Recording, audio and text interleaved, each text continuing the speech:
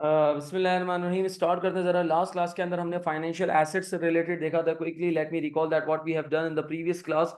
Previous session के अंदर हमने जो डिस्कशन की थी that was related to the financial asset. और उस फाइनेंशियल एसेट के अंदर हमने देखा था कि there are two options, either you are investing in equity instruments और you are investing in the debt instruments. अच्छा, फाइनेंशियल एसेट का मतलब क्या था? That we are making an investment, कि हम इन्वेस्टमेंट कर रहे हैं, या तो हम इक्विटी में इन्वेस्ट कर रहे होंगे या हम डेट के अंदर इन्वेस्ट कर रहे होंगे। व्हाट इफ कि अगर हम इक्विटी में इन्वेस्ट कर रहे हैं, इक्विटी में इन्वेस्ट करने का मतलब यह है कि यहाँ पर इसकी एग्जांपल है that we are investing in the ordinary shares, that we are investing in the ordinary shares. लेकिन अगर मैं डेट में इन्वेस्ट करने की बात कर रहा हूँ, so it means we are investing in debentures, we are investing in bonds, we are investing in preference shares. तो इस तरह के हम डेट इंस्ट्रूमेंट्स के अंदर इन्वेस्टमेंट कर रहे हैं। If we are investing in the equity instruments, so there are two options through which we can recognize. That is, number one, the fair value through PNL, and the other one was the fair value through OCI. PNL और OCI के अपने अपने rules थे। दो जगहों पे contradiction था। Number one, fair value through PNL के अंदर अगर कोई ट्रांजैक्शन कॉस्ट है तो उस ट्रांजैक्शन कॉस्ट को हम एक्सपेंस आउट करेंगे। It means it will be recognised in PNL. इसी तरीके से दूसरा आपके पास जो था कि अगर कोई गेन और लॉस आता है, अगर कोई फेयर वैल्यू गेन या लॉस आता है, so this will directly be recognised in PNL, उसको हम पीएनएल में रिकॉर्ड कर देंगे। फेयर वैल्यू थ्रू ओसीआई के अंदर हमारे पास क्या होगा?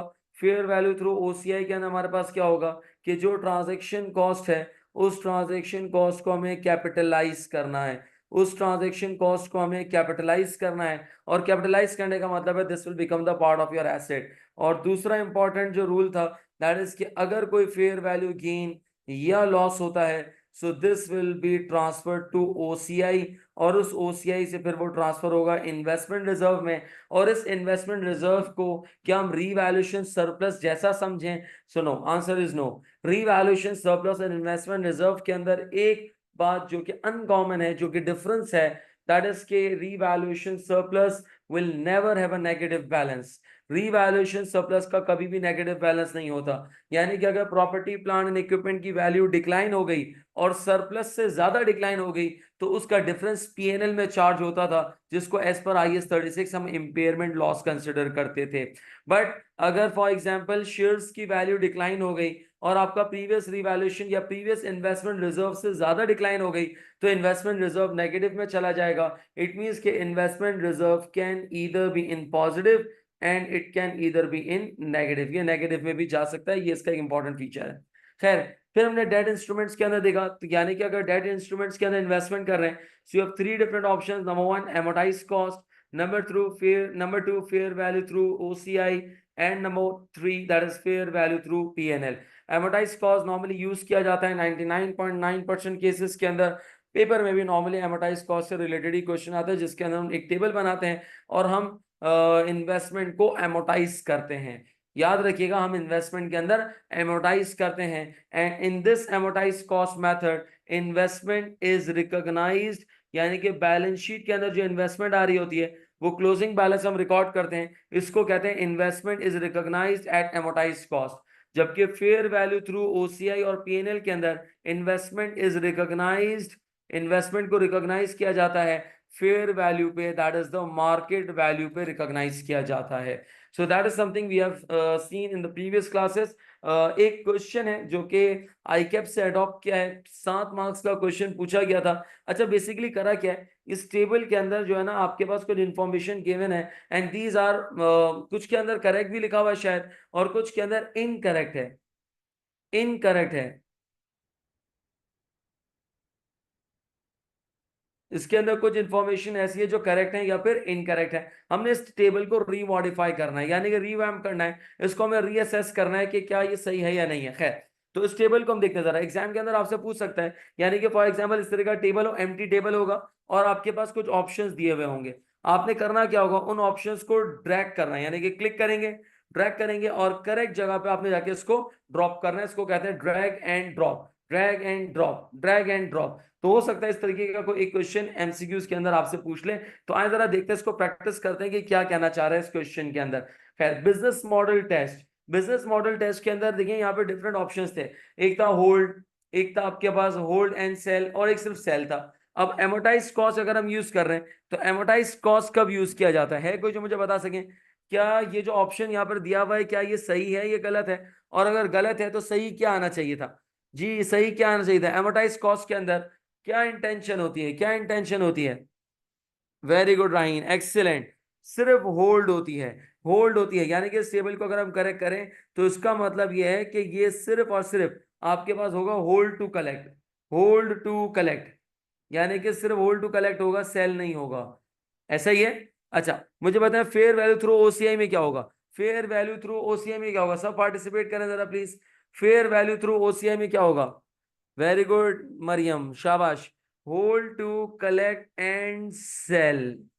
देखिए टेबल इनकरेक्ट बना हुआ है, हमें इसको करेक्ट करना है, हमें इसको करेक्ट करना है। अच्छा, फेयर वैल्यू थ्रू पीएनएल में क्या होगा?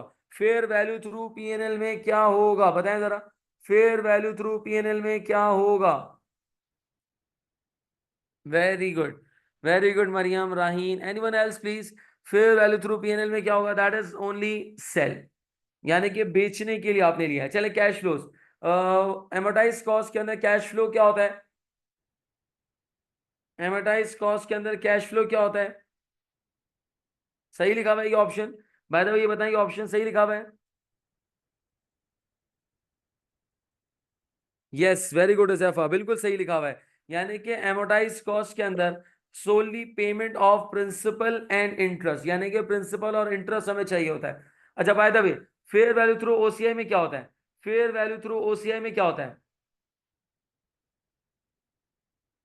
फेयर वैल्यू थ्रू ओसीआई में क्या होता है? फेयर वैल्यू थ्रू ओसीआई में क्या होता है बताएं जरा?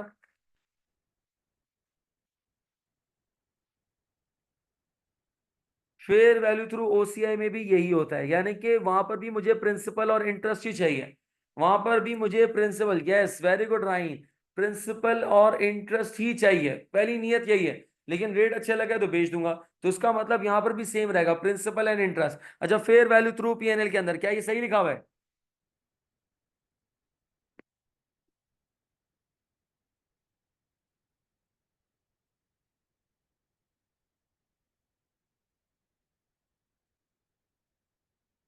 बिल्कुल सही लिखा हुआ है, नो कंडीशन। पीएनएल के अंदर कोई कंडीशन ही नहीं थी, पीएनएल के अंदर कोई कंडीशन ही नहीं थी, यानी कि उसका सूद तो चाहिए ही नहीं, प्रिंसिपल भी नहीं चाहिए, हमने लिया ही ट्रेडिंग पर्पस के लिए। इसका मतलब ये है कि फेयर वैल्यू थ्रू पीएनएल के अंदर कोई कंडीशन नहीं है। चलें, अच्छा कैटेगरीज बताएं, मुझे बताएं एमोटाइज कॉस्ट क्या डेट और इक्विटी दोनों में यूज होता है? एमोटाइज कॉस्ट क्या डेट और इक्विटी दोनों इन्वेस्टमेंट में यूज होता है? एमोटाइज कॉस्ट क्या डेट और इक्विटी दोनों इन्वेस्टमेंट के अंदर यूज होता है? Very good Maryam, very good, no, very good right. सिर्फ यूज होता है डेट में, इक्विटी में था ही नहीं। इक्विटी में सिर्फ और सिर्फ क्या था? फेयर वैल्यू थ्रू पीएनएल और ओसीआई, याद आ रहा है? चले फेयर वैल्यू थ्रू ओसीआई बताएं जरा, फेयर वैल्यू थ्रू ओसीआई सिर्फ डेट में यूज होता है?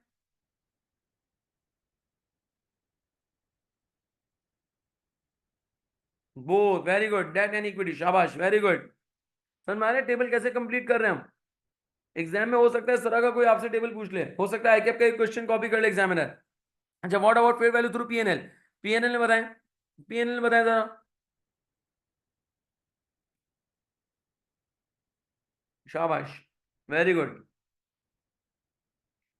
चले इनिशियल मेजरमेंट, इनिशियल मेजरमेंट बताएं जरा, क्या ये जो इनिशियल मेजरमेंट लिखी हुई है एमोटाइज कॉस्ट के अंदर क्या ये सही है?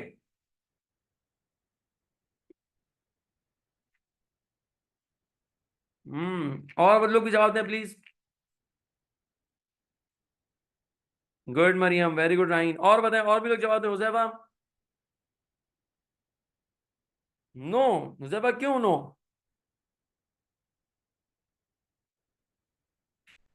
इनिशियल मेजरमेंट का मतलब है जब इसको रिकॉर्ड कर रहे होते हैं इन्वेस्टमेंट को, तो इन्वेस्टमेंट को करते क्या है, जो अमाउंट आपने पे किया और जो अमाउंट हम पे कर रहे हैं that is the fair value.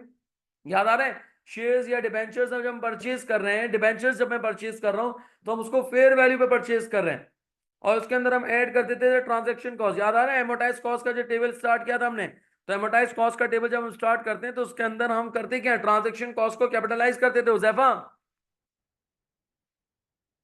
अच्छा मुझे पता है चले ओसीआई में क्या होगा, ओसीआई में सही दिया भाई है, ओसीआई में सही दिया भाई है, बताया मुझे फेयर वैल्यू थ्रू ओसीआई में सही दिया हुआ है।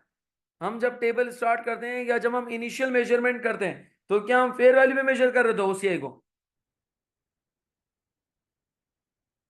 Very good Maryam, fair value plus transaction cost. चले अब मुझे बताएं फेयर वैल्यू थ्रू पीएनएल, क्या उसमें भी यही है? क्या उसमें भी यही है? उसमें भी ट्रांजेक्शन कॉस्ट को प्लस कर दें? वेरी गुड, सिर्फ फेयर वैल्यू आएगा, सिर्फ फेयर वैल्यू आएगा, इसमें ट्रांजेक्शन कॉस्ट नहीं आएगी। Very good. Subsequent measurement, subsequent measurement का मतलब है reporting date. Reporting date, reporting date पे क्या होता है बताएं जरा। रिपोर्टिंग डेट पे सही लिखा हुआ है ये, एमोटाइज कॉस्ट के अंदर सही लिखा हुआ है ये।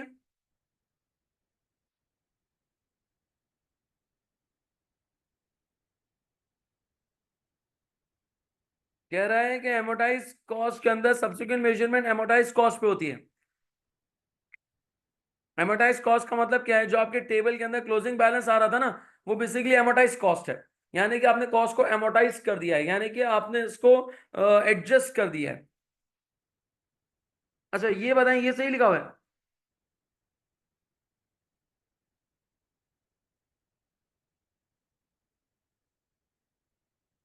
फेयर वैल्यू थ्रू ओसीआई के अंदर क्या हम जब बैलेंस शीट में रिकॉर्ड करते हैं तो क्या फेयर वैल्यू लेस कॉस्ट, नहीं फेयर वैल्यू पे रिकॉर्ड करते हैं। वेरी गुड, कोई ट्रांजेक्शन कॉस्ट में से माइनस नहीं होती भाई, क्या हो गया है? Very good. और फेयर वैल्यू थ्रू पीएनएल में हम किस पे रिकॉर्ड करेंगे, that is at its fair value, जो बिल्कुल सही लिखा हुआ है। जी क्या मेरी बात समझ में आ रही है?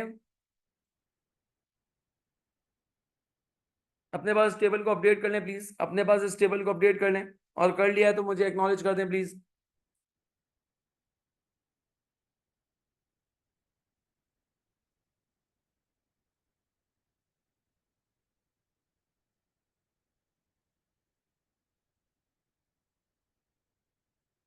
ग्रेट, एसएस ले लिया है।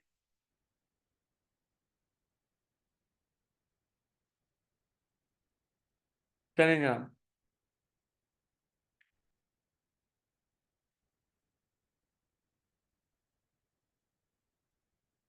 आगे स्टार्ट करते हैं। आप सुनिएगा जरा क्वेश्चन, ये हमने एक पार्ट कर लिया। अब मैं थोड़ा सा आप लोग को रिकॉल करूं, थोड़ा सा आप लोग को रिकॉल करूं कि हम कर क्या रहे थे।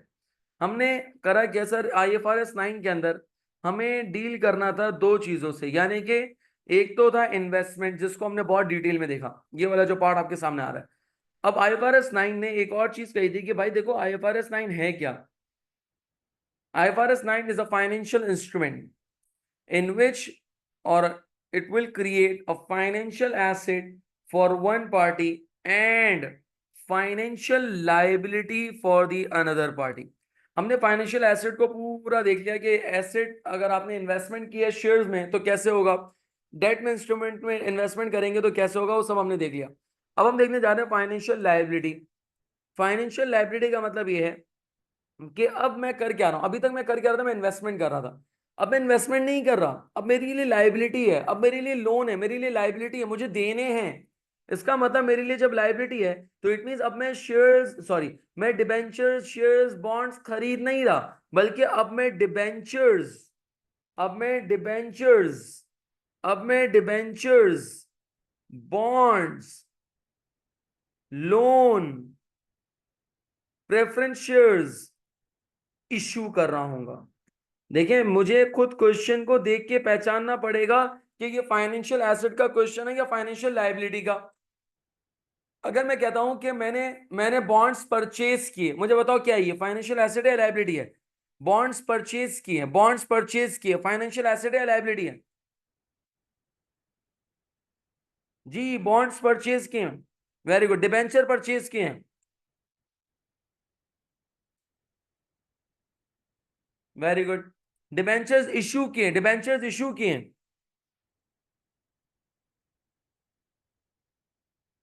वेरी गुड, बॉन्ड्स इश्यू किए हैं, लोन नोट इश्यू किए हैं, प्रेफरेंस शेयर्स इश्यू किए हैं।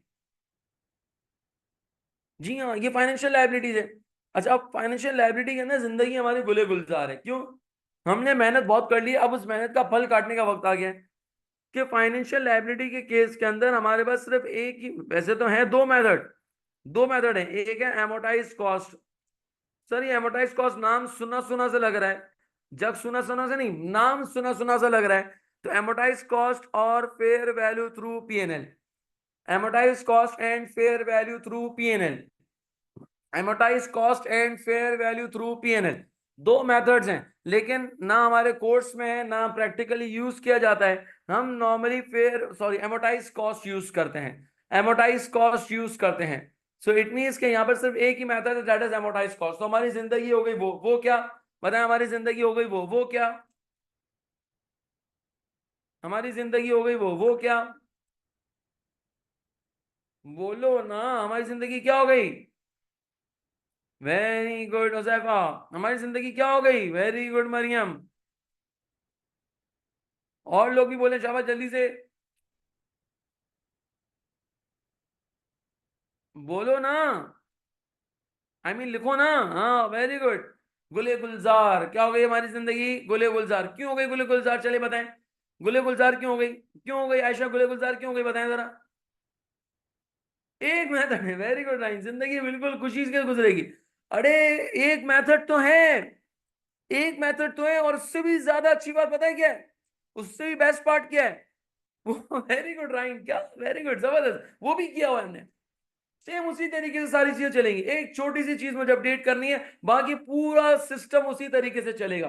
वेरी गुड राइन, वेरी गुड राइन, एक मेथड किया हुआ है वो भी हमने किया हुआ है, एक ही मेथड है वो भी हमने करा हुआ है। जरा मैं आपको बताऊं, बस सिर्फ एक चीज थोड़ा सा आपने सॉफ्टवेयर के अंदर अपडेट करना है, वो क्या? कि अगर फाइनेंशियल लायबिलिटी का क्वेश्चन है तो हमें करना ही एमोर्टाइज कॉस्ट है, और इसमें बस करना ही है सिर्फ एक छोटी सी चीज, कि जो आपके पास प्रोसीड, जो पैसे आ रहे होंगे, देखो आप पैसे आप दे नहीं रहे, पैसे ले रहे हैं, आप पैसे ले रहे हैं, आपके ऊपर लाइबिलिटी है, 5 साल बाद आपको वापस करने हैं। आज जब मैं पैसे ले रहा हूं तो उसको कहेंगे प्रोसीड्स, जो पैसे आपके पास आ रहे हैं इसमें से हम माइनस कर देंगे ट्रांजैक्शन कॉस्ट, बस ये आपने याद रखना है। इन्वेस्टमेंट के अंदर हम जो इन्वेस्टमेंट करते थे उसमें ट्रांजैक्शन कॉस्ट को कैपिटलाइज करते थे, यहां पर जो पैसे आप ले रहे हैं उसमें ट्रांजैक्शन कॉस्ट को माइनस करना है। इसका रीजन मैं आपको क्वेश्चन सॉल्व करने के बाद बताऊंगा। अभी फिलहाल आपने ये सिर्फ याद रखना है कि जब फाइनेंशियल लायबिलिटी का क्वेश्चन होगा तो फाइनेंशियल लायबिलिटी के क्वेश्चन के अंदर आपने ट्रांजैक्शन कॉस्ट को माइनस करना है। आई रिपीट,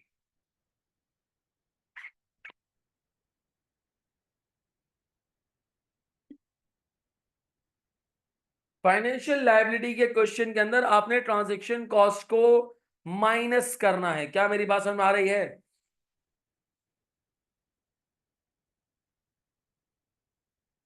सब करेंगे, सारा सिस्टम वैसे ही रहेगा रहीम, आप उसकी चिंता बिल्कुल ना करें। अभी मैं टेबल स्टार्ट करूंगा, पूरा प्रोसेस उसी तरीके से चलेगा, आप टेंशन ना लें, एंट्रीज बना के सिखाऊंगा मैं। अभी सिर्फ इतनी सी बात अपने याद रखनी है कि फाइनेंशियल लायबिलिटी का अगर क्वेश्चन हुआ तो ट्रांजैक्शन कॉस्ट ऐड नहीं होगा बल्कि प्रोसीड्स में से माइनस होगा। क्या ये बात याद रहेगी सबको? मैं क्वेश्चन सॉल्व करवाऊं?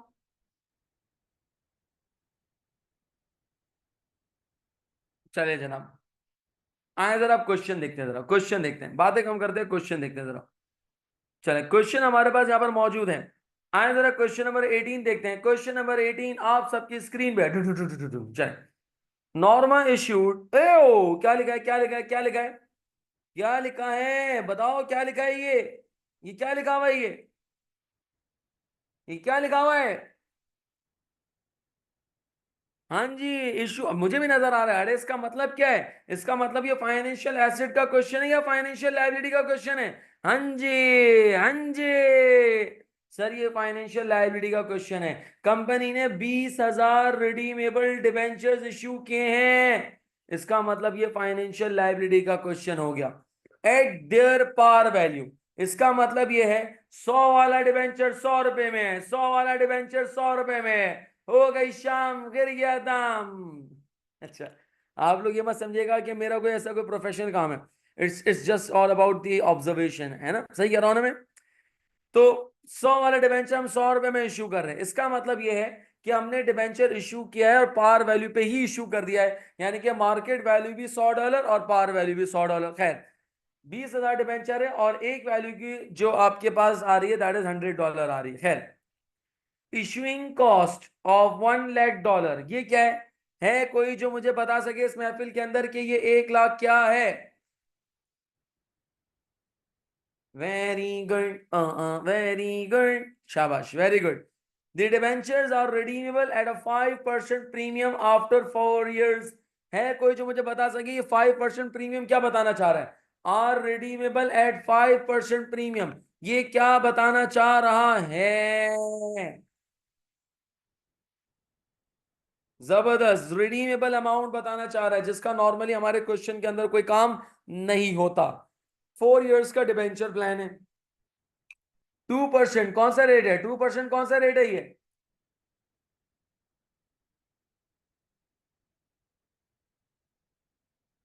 2% कौन सा रेट है ये? Coupon rate. And coupon rate is always applied on the coupon rate is always applied on the par value. Very good, very good, shabash. The effective rate on the debenture, ये effective rate है, and effective rate is always applied on the.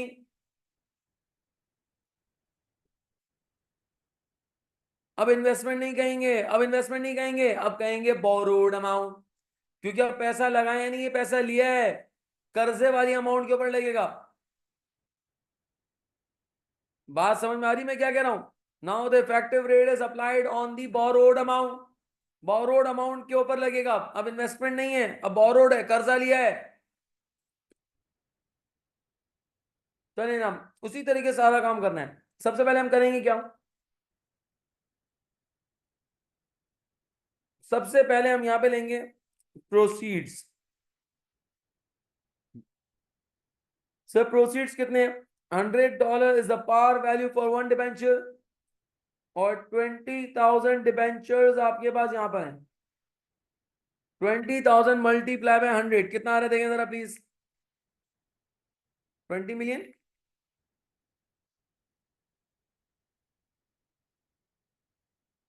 2 million आ रहे हैं. 2 million. 2 million मेरे पास यहां पर आ गया.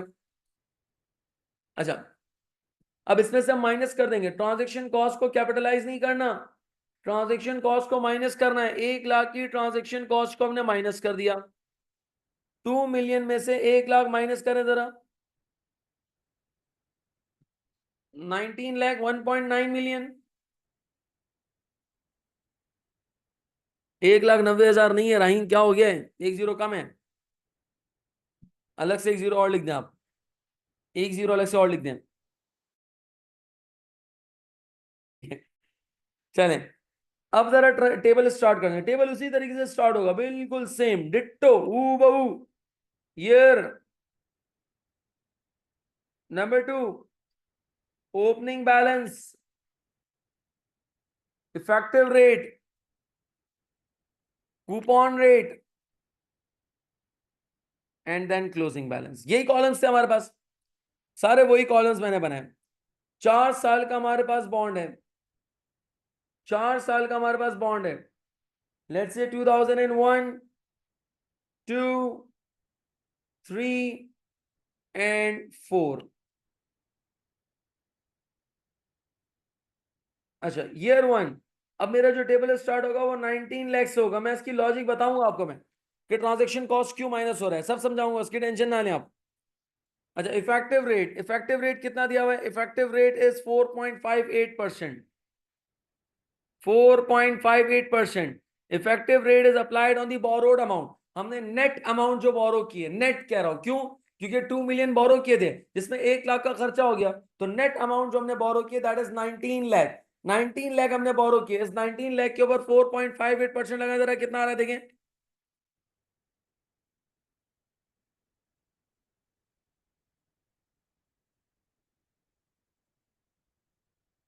Effective rate is applied on the borrowed amount.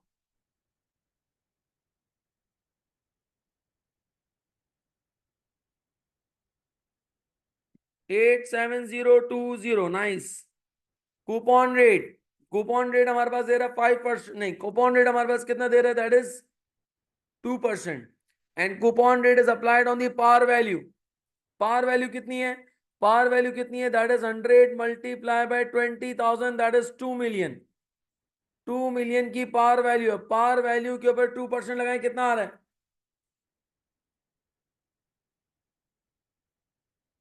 Par value के ऊपर 2% लगाए, देखिए कितना आ रहा है?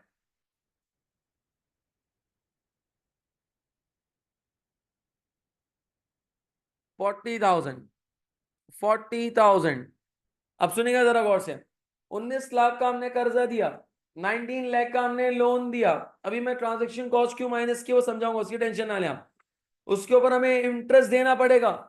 क्या मतलब? पहले ये हुआ करता था इंटरेस्ट इनकम, अब ये बन जाएगा क्या? अभी क्या बन जाएगा बताओ जरा।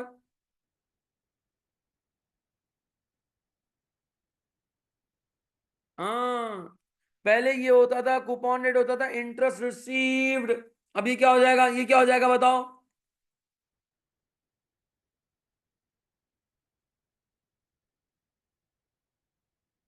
Interest paid. इंटरेस्ट पेड यानी कि 40,000 का इंटरेस्ट पे कर दिया।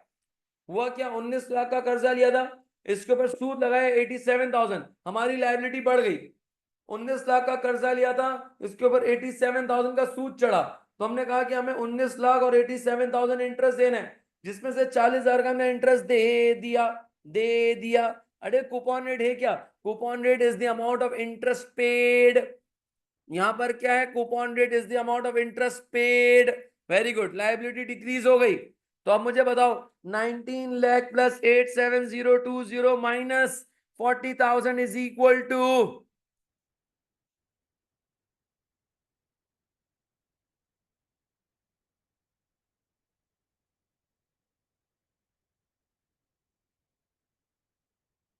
1947,020। जो इस ईयर का क्लोजिंग है वो नेक्स्ट ईयर का ओपनिंग है। 1947,020। लगाओ जरा इफेक्टिव रेट, जल्दी से इफेक्टिव रेट लगाओ जरा, जल्दी से इफेक्टिव रेट लगाओ जरा प्लीज।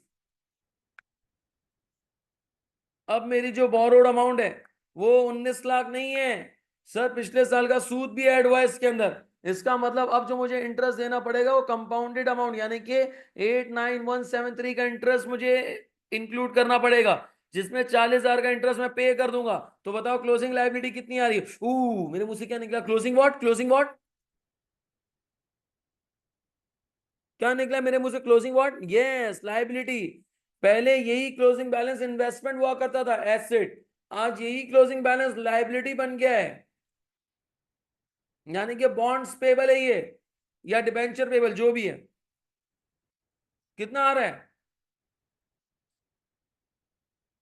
1996193। जो इस ईयर का क्लोजिंग है वो नेक्स्ट ईयर का ओपनिंग है। लगाए जरा इफेक्टिव रेट।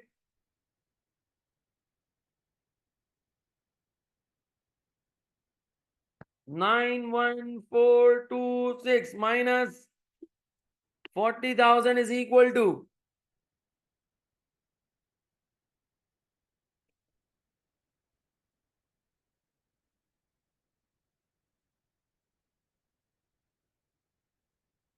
बोलो बोलो, टेल टेल, बोलते क्यों नहीं हो?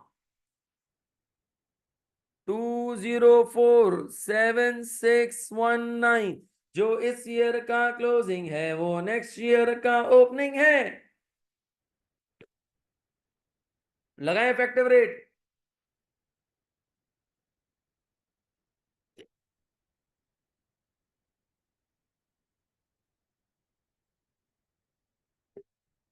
93781। अब इन दोनों को प्लस करके बताएं, इन दोनों को प्लस करके बताएं कितना अमाउंट बन रहा है। इन दोनों को प्लस करके बताएं कितना अमाउंट बन रहा है।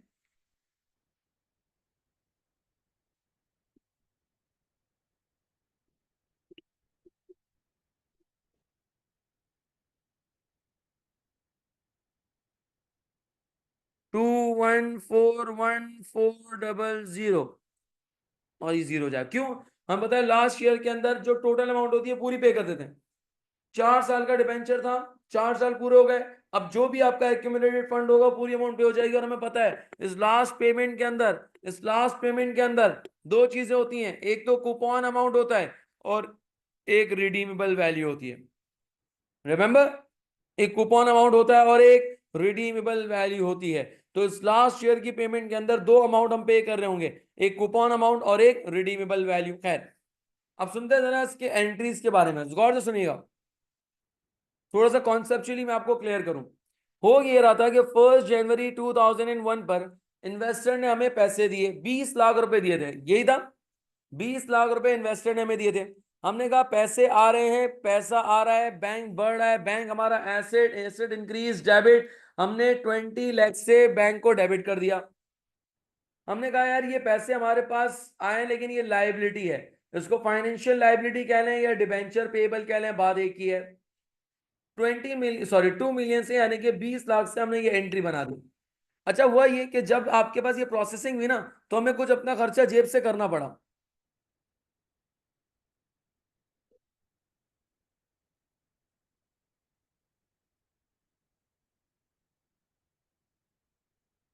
हमें जेब से कोई खर्चा करना पड़ा, यानी कि ब्रोकर वगैरह खर्चा करना पड़ा। अब कंपनी क्या कहती है, कंपनी कहती है यार ब्रोकर का खर्चा हम थोड़ी देंगे, हम क्यों देंगे ब्रोकर का खर्चा, ये ब्रोकर का खर्चा हमारा खर्चा नहीं है, ये हम नहीं देंगे, ये हमारे ऊपर नहीं, ये हमारी रिस्पॉन्सिबिलिटी नहीं है। तो कंपनीज करती क्या है, ये जो ट्रांजेक्शन कॉस्ट है, ये जो ब्रोकर की कॉस्ट है, इस ब्रोकर की कॉस्ट का बर्डन इन्वेस्टर के ऊपर डाल देती है। इन्वेस्टर से हमने क्या कहा कि आपने 20 लाख रुपए दिए हैं, आपने 20 लाख रुपए हमें दिए, लेकिन अब जो 1 लाख का खर्चा था ना वो आपके ऊपर जाएगा। इसका मतलब ये है कि हम अपनी लाइबिलिटी को रिड्यूस कर देंगे, ऑन द सेम डे हम करेंगे फाइनेंशियल लाइबिलिटी डेबिट और डिबेंचर पेएबल क्रेडिट। पे हम कर रहे हैं लेकिन बर्डन इन्वेस्टर के ऊपर जाएगा, यानी कि हमने अपनी लाइबिलिटी को रिड्यूस कर दिया 1 लाख से। हम कहेंगे कि आज के बाद हमारी जो लाइबिलिटी है वो 19 लाख की है, 20 लाख की लाइबिलिटी नहीं है। मैं फिर रिपीट कर रहा हूं। अच्छा, इसमें कॉन्ट्राडिक्शन एक दिमाग में आपके सवाल आ रहा होगा, मैं इसको खुद कैटर करने की कोशिश करूंगा इंशाल्लाह।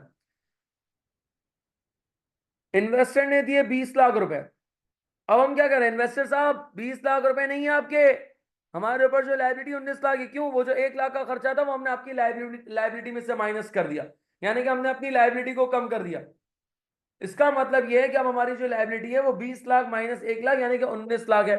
सर इन्वेस्टर तो ये कह रहा है कि मैंने तो 20 लाख दिए थे, इसका मतलब हमारी बैलेंस शीट में 19 लाख, हमारी बैलेंस शीट में 19 लाख, इन्वेस्टर की बैलेंस शीट में 20 लाख। 20 लाख नहीं बल्कि उसने तो ट्रांजेक्शन कॉस्ट को ऐड किया है, लेट्स से उसकी ट्रांजेक्शन कॉस्ट 1 लाख, उसकी बैलेंस शीट में 21 लाख, हमारी बैलेंस शीट में 19 लाख। सर ये तो मिक्स मैच हो गया। मतलब अकल तो ये कहती है कि एक का रिसीवेबल दूसरे का पेबल दोनों के अमाउंट सेम होनी चाहिए, लेकिन आप यहां पर ये कहना चाह रहे हैं कि इन्वेस्टर का 20 लाख है, सॉरी 21 लाख है, इन्वेस्टर कह रहा है हमारी 21 लाख की इन्वेस्टमेंट है, कंपनी कह रही है नहीं नहीं नहीं नहीं नहीं, it's 19 lakh, it's 19 lakh. Sir ये तो कॉन्ट्राडिक्शन हो गया, दोनों की बैलेंस शीट के अंदर बहुत ज्यादा डिफरेंस आ रहा है। तो उस डिफरेंस को खत्म करने के लिए कंपनी एक इफेक्टिव रेट बनाती है। याद रखिएगा, इन्वेस्टर का इफेक्टिव रेट अलग होगा और लेंडर या बोरोवर का इफेक्टिव रेट अलग होगा। कंपनी दो इफेक्टिव रेट बनाती है इस डिफरेंस को कैलकुलेट, इस डिफरेंस को खत्म करने के लिए। ये जो 2 लाख का डिफरेंस आ रहा है ना, इसको खत्म करने के लिए एक इफेक्टिव रेट, आपने अपनी प्रीवियस स्टडीज के अंदर IRR कैलकुलेट करना सीखा है, इंटरनल रेट ऑफ रिटर्न। हमारे अभी कोर्स का पार्ट नहीं, वरना मैं जरूर उसको करता फिलहाल डिटेल में डिस्कस। लेकिन internal rate of return is basically the effective rate of return, that is effective rate. Company दो इफेक्टिव रेट कैलकुलेट करती है, वन फॉर द इन्वेस्टर, यानी कि इन्वेस्टर को कहती है कि जब आप अपना एमोटाइज कॉस्ट टेबल बनाए तो इस इफेक्टिव रेट को यूज कीजिएगा, and one for the company itself. तो उसका मतलब यह है कि यहां पर दो इफेक्टिव रेट बनाए जाते हैं, एक इन्वेस्टर के लिए और एक कंपनी के लिए। तो वो जब इफेक्टिव रेट हम यूज करते हैं तो वो इफेक्टिव रेट ऑटोमेटिकली डिफरेंस को खत्म कर देता है। क्या मतलब, ये जो क्लोजिंग बैलेंस है, ये क्लोजिंग बैलेंस जब आएगा तो दोनों कंपनीज का सेम आएगा, इन्वेस्टर का भी सेम आएगा और कंपनी का भी सेम आएगा। इनिशियल रिकॉग्निशन पे टेम्पररीली डिफरेंस आता है, लेकिन जब आप effective rate coupon rate apply करेंगे automatically, automatically closing balance equal हो जाएगा। क्या मेरी ये डिस्कशन समझ में आ रही है? ये मैंने टेक्निकल बात की है, इसका आपके पेपर से कोई लिंक कनेक्शन नहीं है। आपने याद इतना रखना है कि जब भी कोई ट्रांजैक्शन कॉस्ट होगी हम फाइनेंशियल लायबिलिटी में उसको माइनस करेंगे और फाइनेंशियल एसेट में कैपिटलाइज करेंगे। आपके ध्यान में रखने वाली बात सिर्फ इतनी है। लेकिन अगर आपको डाउट आ रहा है अगर आपको कोई टेक्निकल इश्यू है, यानी कि कोई आपसे कोई फॉर एग्जांपल पूछता है कि यार फाइनेंशियल लायबिलिटी में तो माइनस कर दिया, फाइनेंशियल एसेट के अंदर इन्वेस्ट कर दिया, so there will be a difference, तो उसको सिंपल सा जवाब दीजिएगा, इस डिफरेंस को ओवरलैप या इस डिफरेंस को खत्म करने के लिए दो इफेक्टिव रेट बनाए जाते हैं। एक इफेक्टिव रेट इन्वेस्टर का होता है और एक इफेक्टिव रेट बोरोअर का होता है, यानी कि कंपनी का होता है जो फाइनेंशियल लायबिलिटी इशू कर रही है। और जब ये इफेक्टिव रेट्स को यूज किया जाता है तो इन्वेस्टर की बैलेंस शीट में जो इन्वेस्टमेंट की अमाउंट होगी, तो वही अमाउंट बोरोअर की बैलेंस शीट के अंदर लायबिलिटी की होगी। क्या मेरी ये डिस्कशन सबको समझ में आती है? बोलो हाँ कि ना। सारे मिलके बोलो हाँ कि ना। सारे मिलके बोलो हाँ कि ना। जी, आयशा स्क्वायर, हुजैफा, मरियम, मुस्कान।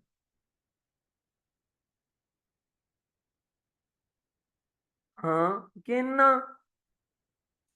हाँ कि ना। अबे यस नहीं, हाँ कि ना।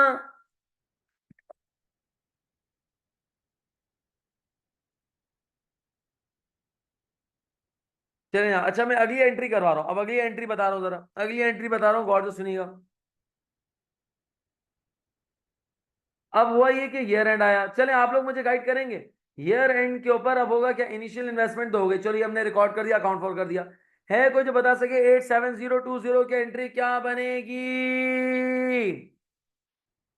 आप लोग ट्राई करें, जरा थोड़ा सा दिमाग चलेगा। वेरी गुड, वेरी गुड, शाबाश, सबने ट्राई करना है।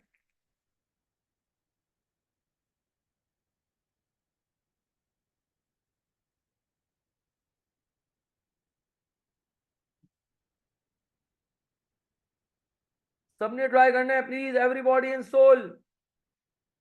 Ayesha square, Huzaifa, Maryam, Muskaan, Raheen. Raheen, nice try, good, और बताएं जरा, शाबाश।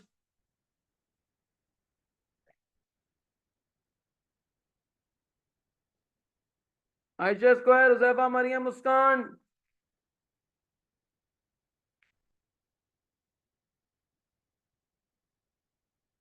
Good Maryam, good try. Huzaifa very good, good try, good try. Interest expense debit, bank credit, okay, interest expense debit, Ayesha.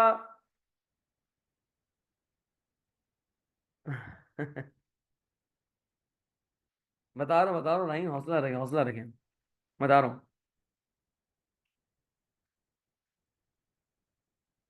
अच्छा जनाब, इंटरेस्ट एक्सपेंस डेबिट, ये तो पूरी कॉम का बिल्कुल सही है।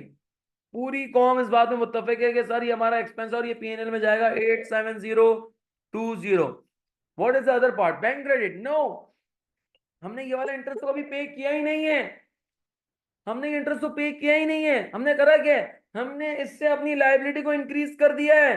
Financial liability will be credited, debenture payable will be credited, interest payable नहीं होगा, डिबेंचर पेबल क्रेडिट होगा। हम इसके लिए अलग से लायबिलिटी का कोई अकाउंट नहीं बनाते। हम उसी लायबिलिटी, फाइनेंशियल लायबिलिटी के अंदर, डिबेंचर पेबल के अंदर लायबिलिटी को इंक्रीज कर देते हैं। सो 87020 इंटरेस्ट एक्सपेंस डेबिट और फाइनेंशियल लायबिलिटी या debenture payable credit, just in case जैसे हम इन्वेस्टमेंट में करते थे, इफ यू रिमेंबर, वो जो इंटरेस्ट इनकम होती थी ना, तो हम इंटरेस्ट रिसीवेबल डेबिट नहीं करते थे, हम फाइनेंशियल एसेट डेबिट करते थे और इंटरेस्ट इनकम को क्रेडिट करते थे। Same goes here. जी, क्लियर है सबको?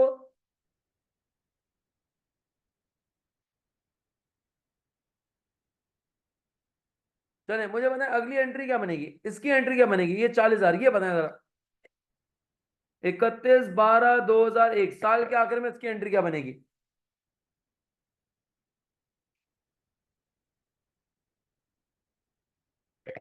इसकी एंट्री क्या बनेगी? नहीं उजाफा मेरे भाई, गुमराह हो गया तू। उजाफा मेरे भाई, तूने 2 मरतबा सूद रिकॉर्ड कर दिया मेरी जान। एक मैं रिकॉर्ड कर चुका हूँ, एक तू रिकॉर्ड कर रहा है। वेरी गुड राहीन, और कोई इसके अलावा? जल्दी शाबाश, ट्राई करें।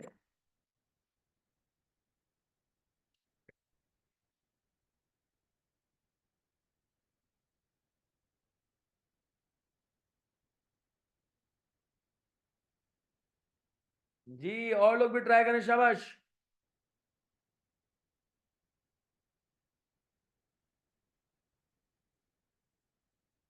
उस 40,000 की क्या एंट्री बनेगी?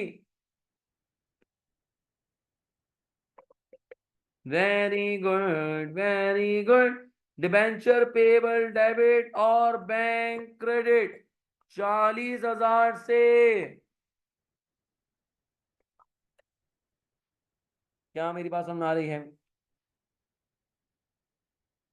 कैश या बैंक क्रेडिट, वॉट एवर, कोई इशू नहीं उसका। जी, यहां तक क्लियर है। एंट्रीज के थ्रू समझ में आ रहा है कि किस तरीके से मैकेनिज्म काम कर रहा है। इसको कॉपी कर लें प्लीज, इसको कॉपी कर लें जरा।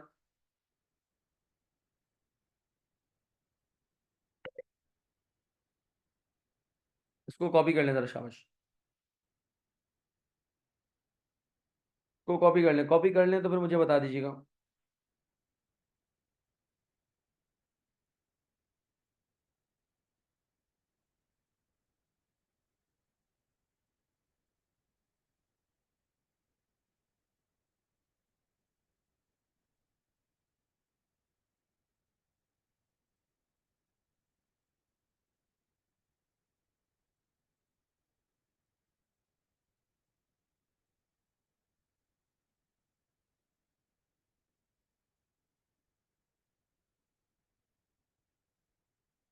कॉपी कर लें तो मुझे बताइएगा।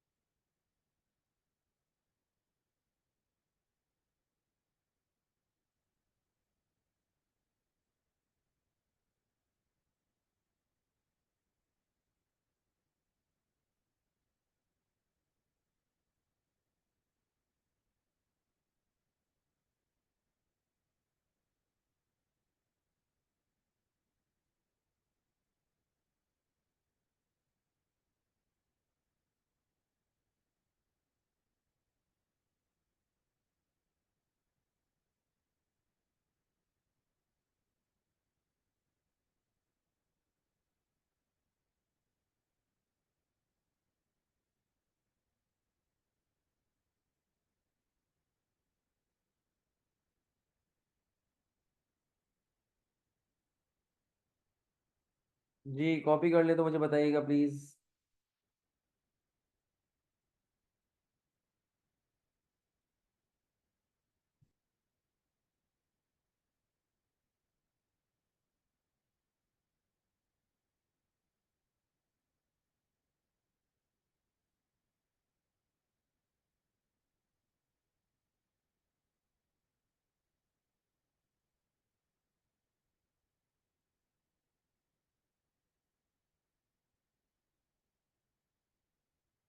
अच्छा, अब मैं आपसे कुछ सवाल पूछूंगा, आप लोगों ने इसके जवाब देने, ठीक है?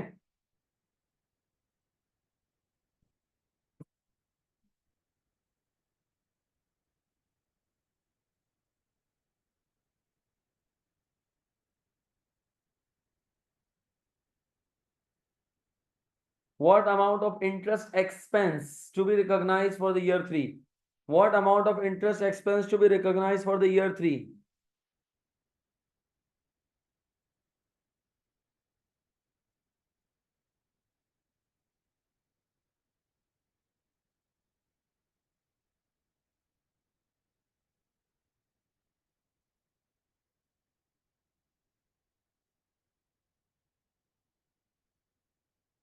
Nice, very good. What amount of financial liability or debenture payable will be recognized for the at the end of the year 3? At the end of the year 3.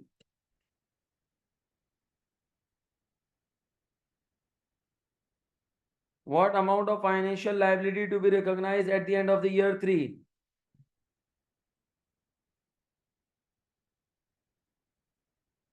Current liability, long term liability.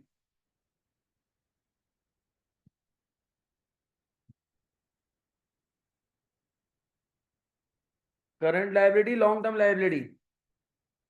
2047619 current liability, very good. क्या मेरी बात समझ में आ रही है? Same उसी तरीके से, बस एक बात आपने याद रखनी है कि ट्रांजैक्शन कॉस्ट यहाँ पे ऐड नहीं होगी बल्कि लेस होगी। जो पहले इंटरेस्ट इनकम था वो एक्सपेंस बन गया, जो पहले इन्वेस्टमेंट था वो लाइबिलिटी बन गई है, बाकी other thing will remains the same.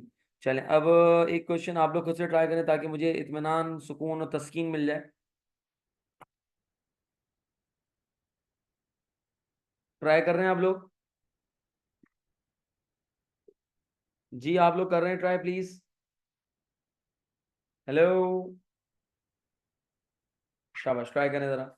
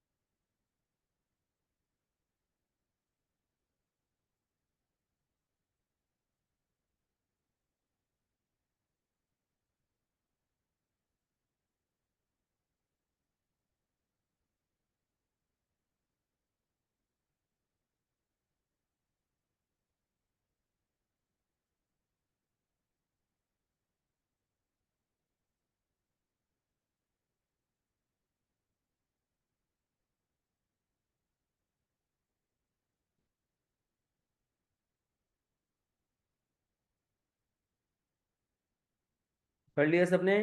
Start कर दिया आई मीन अच्छा।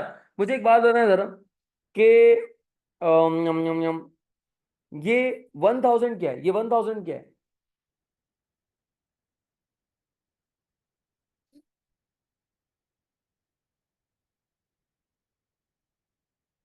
ये 1000 क्या है?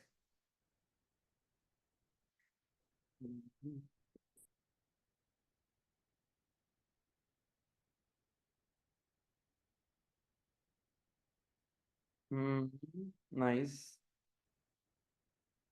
हाँ, बोरो कॉस्ट कह सकते हैं या मार्केट वैल्यू है, ठीक है, यानी कि $1000 के डिबेंचर्स इश्यू किए हैं या लोन नोट्स इश्यू किए हैं। And this is same as the par value.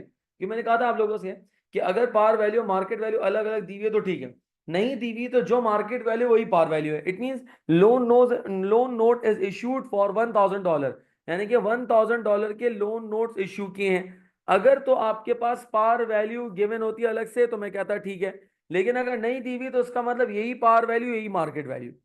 Are you guys getting a point? क्या मेरी बात समझ में आ रही है सबको? तो उसका मतलब ये है कि आपके पास जब कूपन रेट कैलकुलेट होगा तो वो इसी 1000 पे कैलकुलेट होगा। अच्छा by the way what is 1250? ये 1250 क्या है?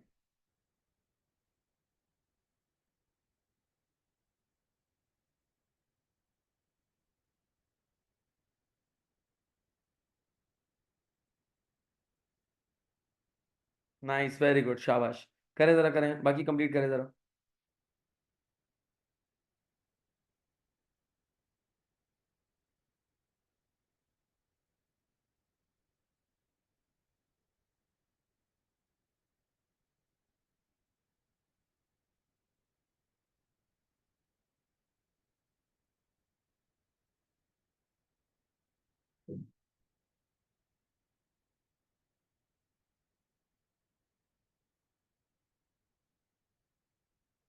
कंप्लीट कर ले तो मुझे एक्नॉलेज कीजिएगा जरा, मैं आंसर्स कंफर्म कर लूंगा।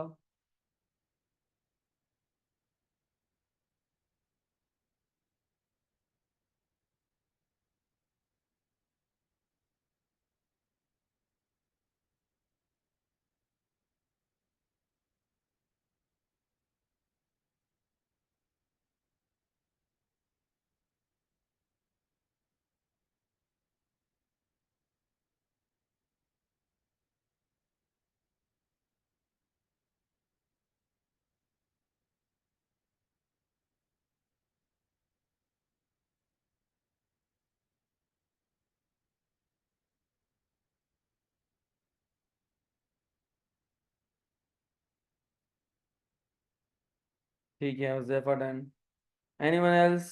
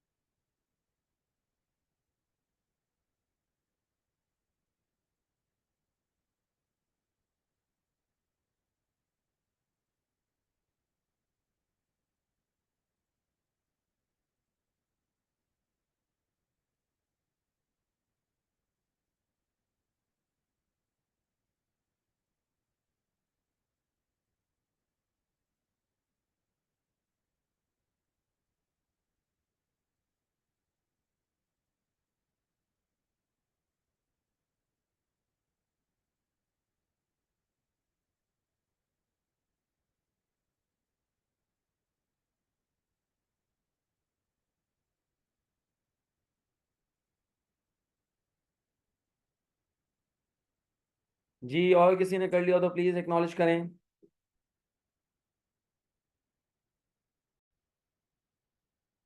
Very good. ये कंपनी इशूड 6% लोन नोट. 6% क्या है? It is basically the coupon rate. Very good. अच्छा, फिर इसके बाद आपके पास क्या रहा है? With a nominal value of 200,000. Nominal value क्या है? ये नॉमिनल वैल्यू क्या है? ये 2 लाख क्या है? Par value. Very good, it's a par value. They are issued at a 5% discount. ये क्या है? They are issued at a 5% discount. Maryam, ये 2 लाख पार वैल्यू है. ये nominal value means face value. Face value means principal value. Principal value means par value.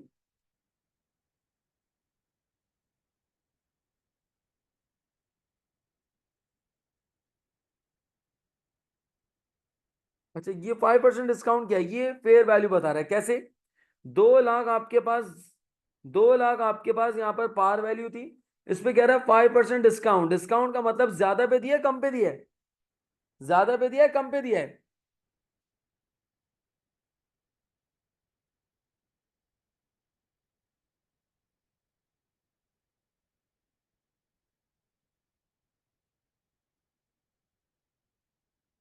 कम पर दिया है. Very good. तो उसका 5% कैलकुलेट करें, कितना आ रहा है? इसका 5% कैलकुलेट करें, कितना आ रहा है? 2 लाख का 5% देखें कितना आ रहा है? 10,000. 10,000. अब इस 10,000 को हम क्या करेंगे? 2 लाख में से माइनस कर देंगे. यानी कि 2 lakh minus 10,000. Are you guys getting a point? जी, क्या मेरी बात समझ में आ रही है? क्योंकि हमने डिस्काउंट पे इशू किया. अब जैसे ही किया ना, तो 1,90,000 ये आ जाएंगे मार्केट वैल्यू या फेयर वैल्यू कह लें. इसके बाद फिर और भी कुछ होगा. क्या होगा, कोई बताएगा मुझे? इसके अंदर और कुछ करना पड़ेगा?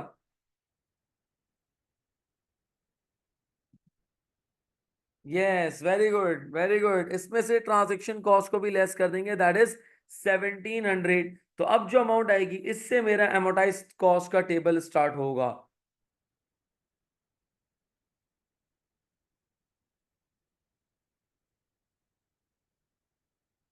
कितना आ रहा है? 188,700. कितना आ रहा है बताएं जरा? 188.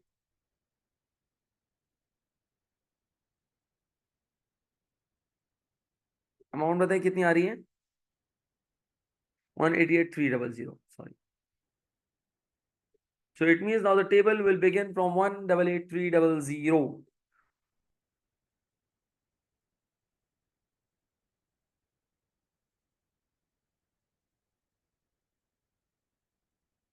जी, क्लियर है यहाँ तक? इसको कर रहे हैं, जरा जल्दी से करके बताएं मुझे. अगर कंप्लीट कर लिया तो बताएं मुझे.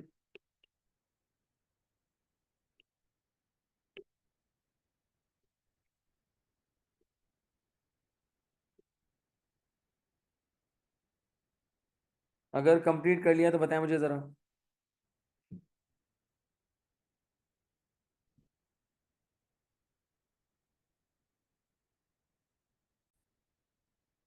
फर्स्ट शेयर का interest expense that will be reported in P&L. Good. 188,300. And what amount of financial liability to be reported at the end of the year 1?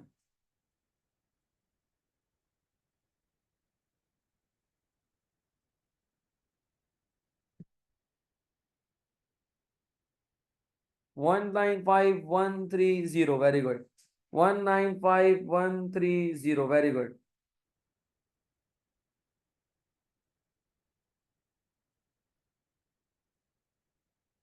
What amount of interest expense to be reported for the year 2? Interest expense that will be reported for the year 2.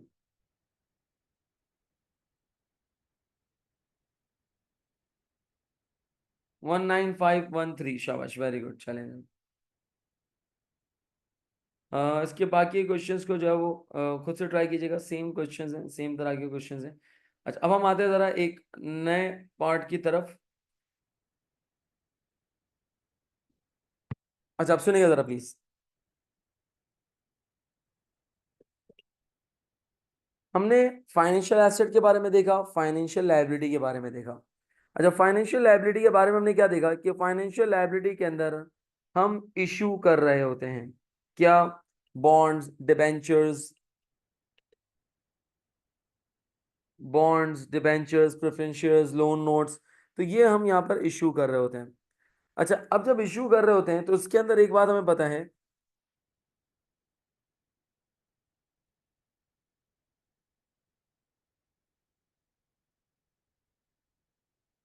जब हम bonds, debentures issue कर रहे होते हैं तो एक बात हमें यहाँ पर पता है,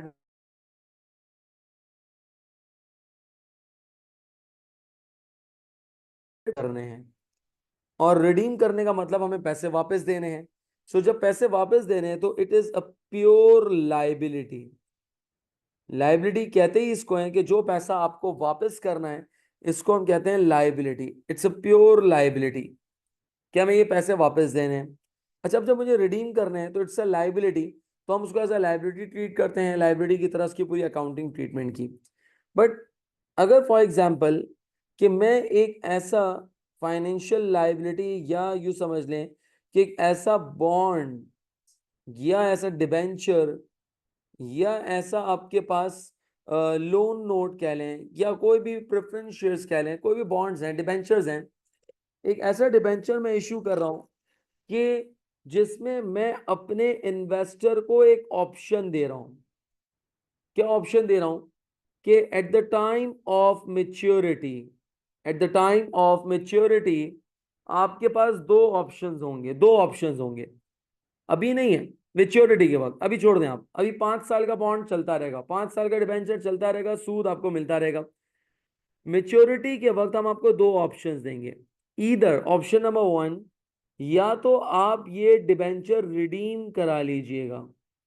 क्या मतलब? जैसे भी हम ट्रीटमेंट कर रहे थे कि जो भी आपका आखिरी साल का अमाउंट होगा वो हम पूरा का पूरा आपको पे कर देंगे, रिडीम कर देंगे। और अच्छा, दूसरा ऑप्शन क्या है भाई? अगर रिडीम नहीं, पैसे नहीं करोगे तो फिर क्या होगा? कह रहा है कि अगर आप रिडीम नहीं करवाते तो आपकी जो भी अमाउंट होगी, जो भी आपकी रिस्पेक्टिव अमाउंट होगी, उस रिस्पेक्टिव अमाउंट के इक्विवेलेंट हम आपको ऑर्डिनरी शेयर्स दे देंगे। और कितने ऑर्डिनरी शेयर्स देंगे ये पहले दिन से डिसाइडेड होगा, सरप्राइज नहीं होगा। ऐसा नहीं होगा कि 200 शेयर्स पकड़ा दिए, नहीं। आज के दिन पे जब हम एग्रीमेंट करेंगे या जब हम आपको ऑप्शंस देंगे तो हम आपको बता देंगे कि हम आपको 5,000 या 10,000 कंपनी के शेयर्स दे देंगे, पैसे नहीं देंगे। उन पैसों के बदले में हम आपको ऑर्डिनरी शेयर्स इश्यू कर देंगे। या दूसरा ऑप्शन क्या है कि अगर आप कहेंगे तो हम आपको आपकी पूरी अमाउंट वापस कर देंगे। ये अभी ना बताएं आप, हमें अभी आपसे नहीं चाहिए बात। आप अभी सुकून से 5 साल गुजारें, 5 साल जब पूरे हो जाएं इसके बाद ये आपने डिसाइड करना है। ऑप्शन हमने आपको अभी दे दिया है कि आपके पास दो ऑप्शन अवेलेबल है, either number 1 to redeem that amount, और दूसरा ऑप्शन क्या है कि उस अमाउंट के अगेंस्ट में आप ऑर्डिनरी शेयर्स ले लीजिएगा। और वो ऑर्डिनरी शेयर्स कितने होंगे हम आज ही आपको क्वांटिटी बता देंगे। कोई भी चीज हिडन नहीं है, कोई भी चीज सरप्राइज नहीं है। जो भी अमाउंट होगी हम आपको बता देंगे कि इतनी अमाउंट हम आपको शेयर्स की देंगे। ये दो ऑप्शंस हमने आपको दे दिए। अब एक प्रॉब्लम अराइज हो चुकी है क्या, कि अगर आज मेरे पास कोई अमाउंट आ रही है, अगर आज मेरे पास कोई अमाउंट आ रही है, लेट्स से प्रोसीड्स 5 मिलियन की अगर मेरे पास आज प्रोसीड्स है, अज्यूमिंग कोई ट्रांजेक्शन कॉस्ट नहीं है, कोई प्रोसीड है 5 मिलियन की। अब एक कंफ्यूजन क्या है, एक प्रॉब्लम क्या है कि जो 5 मिलियन की अमाउंट आज मेरे पास आई है, whether I should record that amount as a liability. क्योंकि देखो, अगर तुमने रिडीम करना है तो इसका मतलब ये कि आज ये जो अमाउंट तुम्हारे पास आई है ये लाइबिलिटी है। Like in that particular case, मेरे पास जो भी प्रोसीड्स आए थे, मैंने कहा था कि मेरा वादा है कि मुझे ये अमाउंट 5 साल बाद वापस करनी है। So I just recognise that proceeds as a liability, और मैंने पूरा उसको लाइबिलिटी की तरह ट्रीट किया। लेकिन आज जो मेरे पास यहां पर अमाउंट आ रही है सर, इस अमाउंट की अगर हम बात करें तो ये 5 मिलियन की अमाउंट आई है। अब यहां पर एक कंफ्यूजन है क्या, 5 साल बाद दो ऑप्शंस होंगे, या तो हम उसको रिडीम कर रहे होंगे या फिर हम उसको बदले में ऑर्डिनरी शेयर्स इश्यू कर रहे होंगे। क्या ये फैसला कंपनी का है? नहीं। ये फैसला कौन करेगा? इन्वेस्टर। आज करेगा? नहीं। कब करेगा? 5 साल बाद करेगा। इसका मतलब आज मेरे पास कोई भी क्लियर पिक्चर नहीं है। ऑप्शन मैंने जरूर दे दिया है लेकिन अभी मेरे पास क्लियर पिक्चर नहीं है।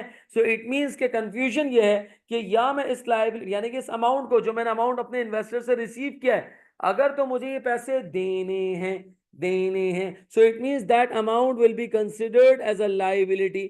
लेकिन अगर मैंने ये पैसे लिए हैं और 5 साल बाद उसके बदले में मुझे शेयर्स इशू करने हैं, सो माजरत के साथ इट्स नॉट अ लाइबिलिटी, बल्कि आज तो फिर ये मेरे लिए इक्विटी कंसिडर की जानी चाहिए कि मुझे इस अमाउंट के बदले में शेयर्स इशू करने हैं। अब कंफ्यूजन है कि नहीं है बताओ मुझे। यानी कि 5 मिलियन लिए, अब मुझे समझ में नहीं आ रहा बैंक डेबिट क्रेडिट क्या करूं, लाइबिलिटी क्रेडिट करूं या कैपिटल या इक्विटी क्रेडिट करूं, क्योंकि आज कोई कंफर्मेशन ही नहीं है। अगर तो मुझे पैसे देने पड़ गए तो इट्स अ लाइबिलिटी, और अगर मुझे पैसे नहीं बदले उसके बदले में शेयर्स देने पड़ गए तो इट्स एन इक्विटी। अब करूं क्या? मैं कंफ्यूजन के अंदर आ गया। अच्छा, पहले तो इस चीज को इवैल्यूएट करते हैं, क्या इन्वेस्टर के लिए ये दोनों में से कोई भी एक ऑप्शन या दोनों ऑप्शंस परफेक्ट है या नहीं है, मतलब उसके लिए फेवरेबल है भी या नहीं? बिल्कुल फेवरेबल है। अगर तो पैसे ले लेता है तो आंखों से दिख रहा है कि पैसे ले रहा है, इसका मतलब बेनिफिट मिल रहा है, तो ये तो फेवरेबल है ही। सर शेयर्स में क्या बेनिफिट होगा इन्वेस्टर को? बाबा बेनिफिट ये होगा कि वो ओनर बन जाएगा, वोटिंग राइट्स आ जाएंगे, कंपनी के वोटिंग राइट्स आ जाएंगे, एजीएम में पार्टिसिपेट कर सकेगा, लाइफ टाइम के लिए ओनर बन जाएगा, लाइफ टाइम के लिए डिविडेंड रिटर्न मिलता रहेगा। So there are multiple benefits. अगर इन्वेस्टर रिडीम कर लेता है तब भी फायदा, नहीं रिडीम करता शेयर्स खरीद लेता है तब भी बेनिफिट। शेयर्स की मार्केट वैल्यू बढ़ेगी, मार्केट में सेल आउट करेगा, कैपिटल गेन, प्रॉफिट कमा लेगा।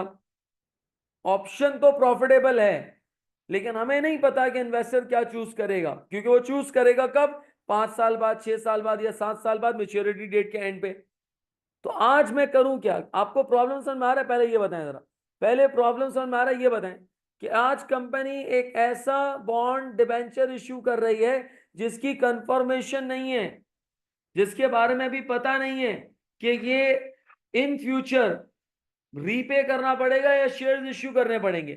अगर तो रीपे करना पड़ेगा तो it means it's a liability, और अगर शेयर्स देने पड़ेंगे तो it should be treated as an equity. अब करें, मुझे बताएं क्या ये कंफ्यूजन है या नहीं है?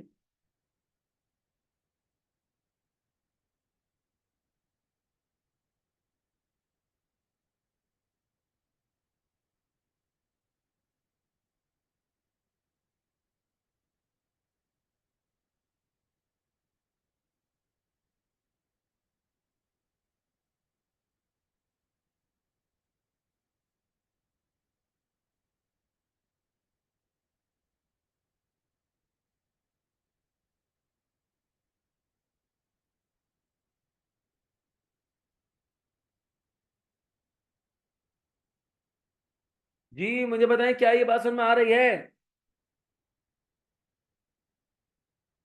Hello, hello, hello, hello.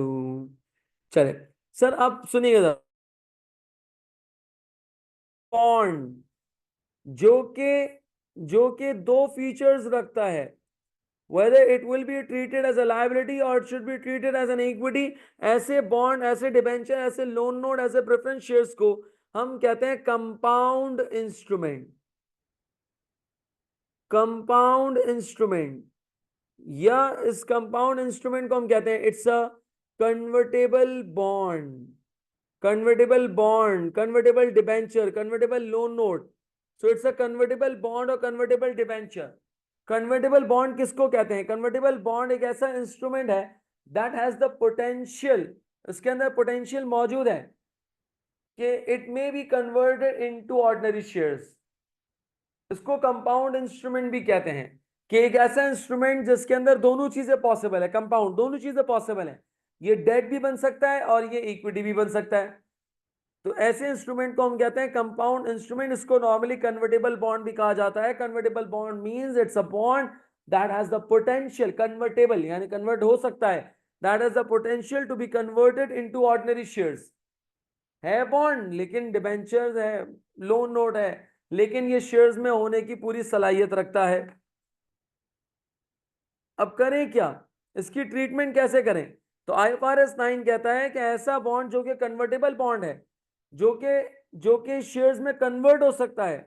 Convertible bond means a bond that can be converted into ordinary shares.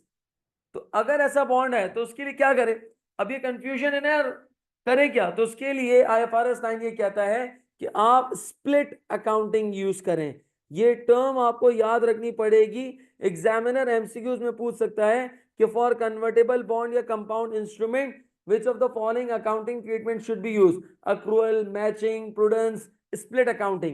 तो split accounting is going to be the correct answer for this one. याद रखिएगा, स्प्लिट अकाउंटिंग यूज करेंगे। Sir split accounting के अंदर क्या करेंगे? हम split accounting के अंदर जो टोटल प्रोसीड्स आई हैं, आईएस कहता है, आईएफआरएस 9 ये कहता है, किसी को नाराज ना करो, जो टोटल प्रोसीड्स आई हैं उन टोटल प्रोसीड्स को आप दो हिस्सों में ब्रेक डाउन कर दो। क्या मतलब दो हिस्सों में ब्रेक डाउन कर दो? इसमें से कुछ हिस्सा इक्विटी में रिकॉर्ड कर लो और कुछ हिस्सा डेट में रिकॉर्ड कर लो, यानी कि दोनों चीजें रिकॉर्ड कर लो एट द सेम टाइम। आपको टोटल 5 मिलियन की प्रोसीड्स मिली हैं, कुछ प्रोसीड्स को इक्विटी में क्लासिफाई कर दो, कुछ को डेट में क्लासिफाई कर दो। सर क्या करूं, 20-30 का रेशियो ले लूं? क्या करूं मैं, 50-50 कर दूं? कह रहा है नहीं नहीं नहीं, इसको स्प्लिट करने का, इसको स्प्लिट करने का एक तरीकेकार है, वो मैं आपको भी समझाता हूं। उस तरीके से आपको स्प्लिट करना है, that should be in a rational way. अपनी तरफ से इलॉजिकल तरीके से मत करना। हम इसको जब स्प्लिट करेंगे तो तरीके से स्प्लिट करेंगे, एक प्रॉपर वे, एक प्रॉपर ऑथेंटिक वे के थ्रू हम इसको स्प्लिट करेंगे।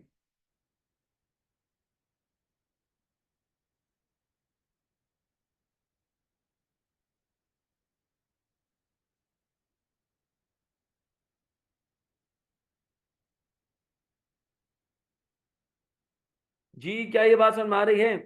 अब स्प्लिट करना कैसे हो मैं सिखाता हूं आपको।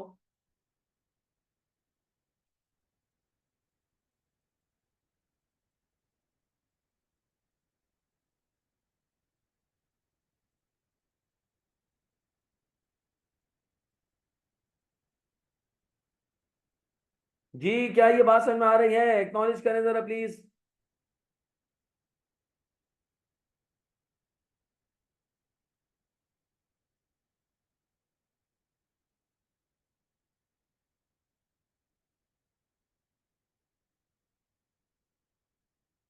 गुड। अच्छा अब स्प्लिट कैसे करेंगे, इसके अंदर स्प्लिट कैसे करेंगे? तो उसके लिए आईएससी कहता है स्प्लिट करने के लिए पहले हम डेट का पोर्शन कैलकुलेट करेंगे, यानी कि लाइबिलिटी का पोर्शन हम कैलकुलेट करेंगे। लाइबिलिटी का पोर्शन कैसे कैलकुलेट करेंगे? लाइबिलिटी का पोर्शन कैसे कैलकुलेट करेंगे? नंबर वन, सबसे पहला काम, calculate the future cash flows. देखो लाइबिलिटी किसको कहते हैं? कि वो अमाउंट जो मुझे पे करनी है। तो कह रहा है जो आपका फ्यूचर का कैश फ्लो है, आप उसके फ्यूचर के कैश फ्लो को कैलकुलेट कर लें। सर फ्यूचर का कैश फ्लो कहाँ है, भूल गए? हर साल तुम अपने इन्वेस्टर को बॉन्ड का एक अमाउंट पे करते थे, कूपन अमाउंट पे करते थे, हर साल का कैश फ्लो था। आखिरी साल में तुम पूरी अमाउंट पे करते थे। तो जो तुम्हारे फ्यूचर कैश फ्लोज हैं पहले वो कैलकुलेट कर लो। सर फ्यूचर कैश फ्लोज कैसे कैलकुलेट करेंगे? हम सबको पता है कि फ्यूचर कैश फ्लोज कैसे कैलकुलेट करेंगे। फ्यूचर कैश फ्लोज हम कैलकुलेट करेंगे by using the coupon rate. और वो कूपन रेट किस पे अप्लाई होगा? At its par value, at its par value. Future के कैश फ्लो को हम कैलकुलेट करेंगे by using the coupon rate at its par value. तो फ्यूचर के कैश फ्लो जब हम कैलकुलेट कर लेंगे तो अब करें क्या, याद रखिएगा ये फ्यूचर कैश फ्लोज हैं, हमें आज लाइबिलिटी चाहिए, आज की लाइबिलिटी चाहिए। तो बताएं इन फ्यूचर के कैश फ्लोज को क्या करना पड़ेगा हमें, इन फ्यूचर के कैश फ्लोज को क्या करना पड़ेगा हमें, बताएं जरा, खुद थोड़ा सा दिमाग चलाएं, बताएं जरा फ्यूचर के कैश फ्लोज पे क्या करना पड़ेगा हमें। Very good, very good, very good, very good. और लोग भी प्लीज पार्टिसिपेट करें, जरा क्या करना पड़ेगा।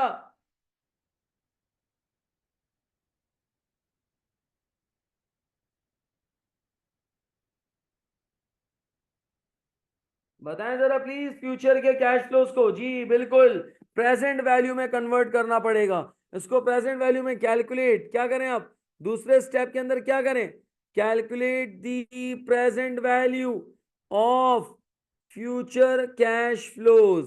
कैसे कैलकुलेट करें प्रेजेंट वैल्यू, तो कह रहे हैं using the effective rate, using the effective rate, याद रखिएगा कैश फ्लो को कैलकुलेट करने के लिए कूपन रेट लेंगे, प्रेजेंट वैल्यू में लाने के लिए इफेक्टिव रेट इज यूज्ड, यानी कि market rate is used. I repeat, पहले फ्यूचर का कैश फ्लो कैलकुलेट करेंगे यूजिंग द कूपन रेट, फिर उसी कैश फ्लो को हम प्रेजेंट वैल्यू पे लेकर आएंगे, that is known as what, the effective rate.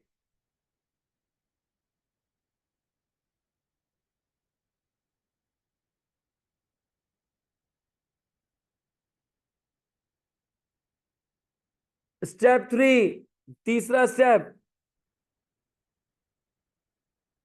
जैसे ही आपने प्रेजेंट वैल्यूज कैलकुलेट कर ली, प्रेजेंट वैल्यू को कैलकुलेट कर लिया, टोटल ऑल प्रेजेंट वैल्यूज, तमाम प्रेजेंट वैल्यू, तमाम फ्यूचर कैश फ्लोज की प्रेजेंट वैल्यूज को टोटल कर देंगे, तमाम तमाम फ्यूचर कैश फ्लोज की प्रेजेंट वैल्यू को टोटल कर देंगे।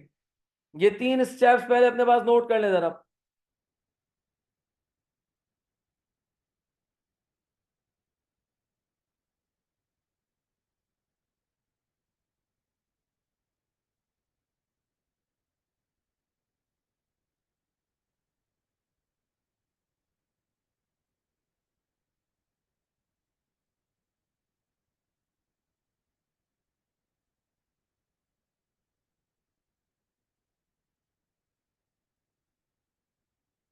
जी यहां तक क्लियर है, मुझे बताएं जरा प्लीज, अभी क्वेश्चन करेंगे तो आपको बेहतर आइडिया हो जाएगा।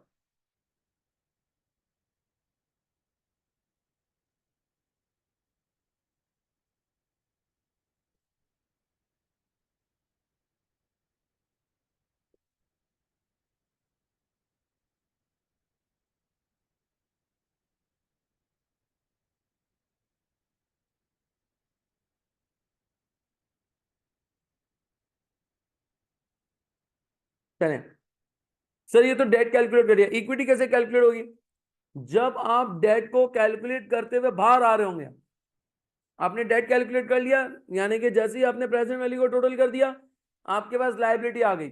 जब आप लायबिलिटी को कैलकुलेट करके बाहर आ रहे होंगे, तो जैसे ही आप बाहर आएंगे, दरवाजा खोलेंगे तो सामने इक्विटी खड़ी हुई होगी। टू बी वेरी ऑनेस्ट ऐसे ही होने वाला है, यानी कि आपने जैसे ही डेट को कैलकुलेट कर लिया, दरवाजा खोल के बाहर आ रहे होंगे तो सामने आपके इक्विटी नजर आ जाएगी, सामने आपकी इक्विटी नजर आ जाएगी। कैसे, आए जरा देखते हैं, आए जरा क्वेश्चन सॉल्व करते हैं, बातें कम करते हैं, क्वेश्चन सॉल्व करते हैं, तो आपको आइडिया हो जाएगा कि कैसे हो रहा है ये सब।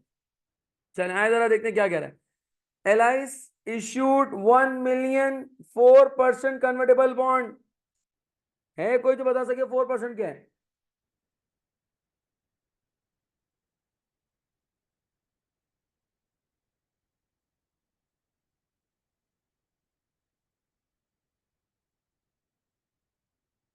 जी ये 4% कैसा बताएं जरा, कूपन रेट, वेरी गुड। और लिखा हुआ है कन्वर्टेबल डिबेंचर, इसका मतलब आपको परेशान होने की जरूरत नहीं कि कन्वर्टेबल डिबेंचर का क्वेश्चन कैसे पता चलेगा, लिखा हुआ रहा होगा convertible loan, convertible debenture, convertible bonds at the start of the accounting year at par value of $100, $100 million पूरी अमाउंट दे दी गई है, यानी कि $100 million के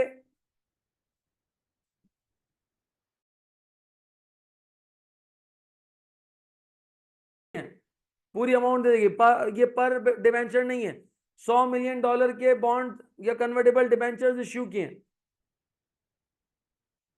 the rate of interest similar without conversion option is 6%।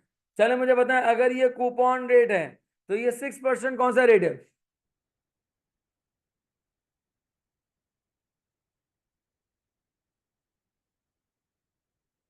Very good.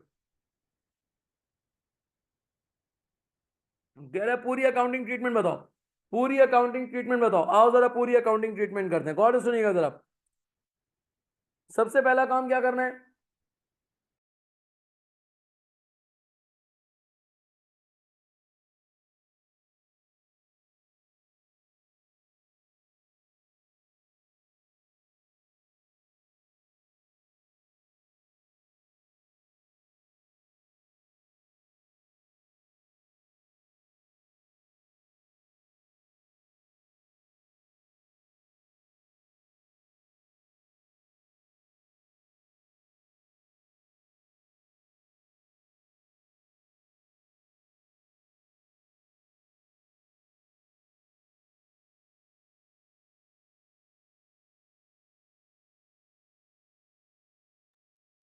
चलिए जनाब।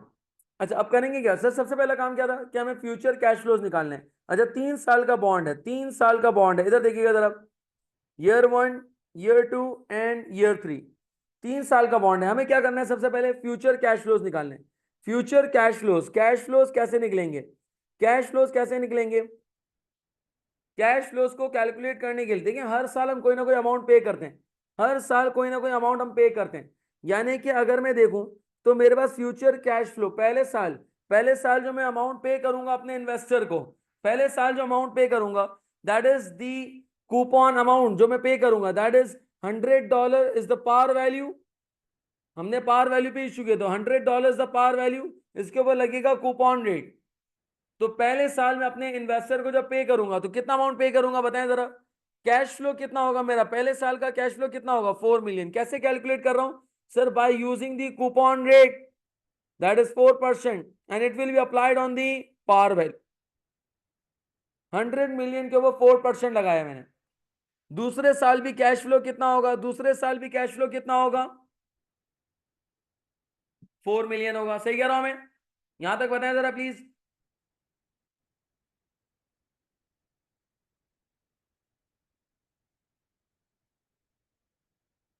जी बताएं जरा। दूसरे साल का कैश फ्लो सही लिखा मैंने? जी, दूसरे साल का कैश फ्लो सही लिखा है मैंने। दूसरे साल भी इतना ही कैश फ्लो देना पड़ेगा मुझे इन्वेस्टर को। अच्छा, है कोई जो बता सके तीसरे साल का कैश फ्लो क्या सेम 4 मिलियन होगा? क्या तीसरा जो आखिरी साल होगा, क्या उसमें भी मुझे 4 मिलियन का ही कैश फ्लो करना पड़ेगा? बताएं जरा। क्या आखिरी साल भी मैं इन्वेस्टर को सिर्फ 4 मिलियन दूंगा?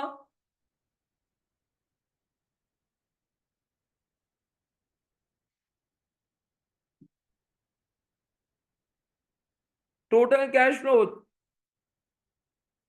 जी, टोटल कैश फ्लो में क्या इन्वेस्टर को 4 मिलियन ही दूंगा? पहले मुझे इस चीज का जवाब दें। आयशा स्क्वायर, हुजैफा, मरियम, मुस्कान, क्या जो तीसरा साल है उसमें मैं 4 मिलियन ही अपने इन्वेस्टर को दूंगा? नहीं, तीसरा यानी कि जो आखिरी साल होता है, याद करें, उसमें हम दो चीजें देते थे। Number 1, coupon amount and the redeemable value. याद आ रहा है? अब समझ रहे हो बार बार क्यों डिस्कशन करता था मैं, क्यों मैं उसको बार बार कोरेटता था कि तीसरे साल के अंदर हमेशा दो पेमेंट्स होती हैं, आखिरी साल के अंदर दो पेमेंट्स होती हैं, redeemable amount and the coupon amount, redeemable amount and the coupon amount. इसका मतलब 4 मिलियन तो दूंगा ही दूंगा, साथ में रिडीमेबल अमाउंट भी दूंगा। यहां पर फिलहाल अभी रिडीमेबल अमाउंट कोई गिवन नहीं है, तो मैंने आपसे कहा था जब कोई रिडीमेबल अमाउंट ना हो तो that would equal to be the par value. Par value.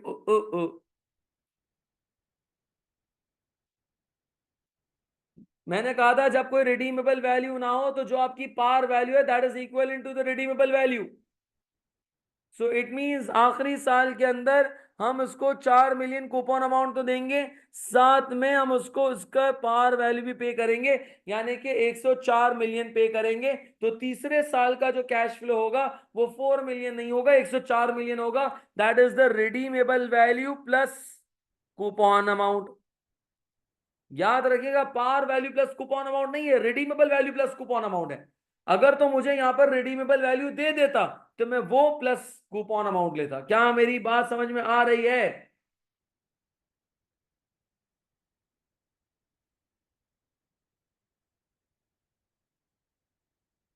देखो हम कर क्या रहे हैं, हमने टोटल यहां पर 100 मिलियन लिए हैं कस्टमर से या इन्वेस्टर से। अब एक कंफ्यूजन है कि 100 मिलियन को लायबिलिटी रिकॉर्ड करूं या इक्विटी। तो आईएफआरएस 9 ने सिंपल सा सॉल्यूशन दिया कि भाई एक काम करो, इस 100 मिलियन को स्प्लिट कर दो, कुछ को लायबिलिटी रिकॉर्ड कर दो, कुछ को इक्विटी रिकॉर्ड कर दो, लेकिन रैशनल बेसिस के ऊपर। लायबिलिटी किसको कहते हैं? वो अमाउंट जो मुझे पे करनी है।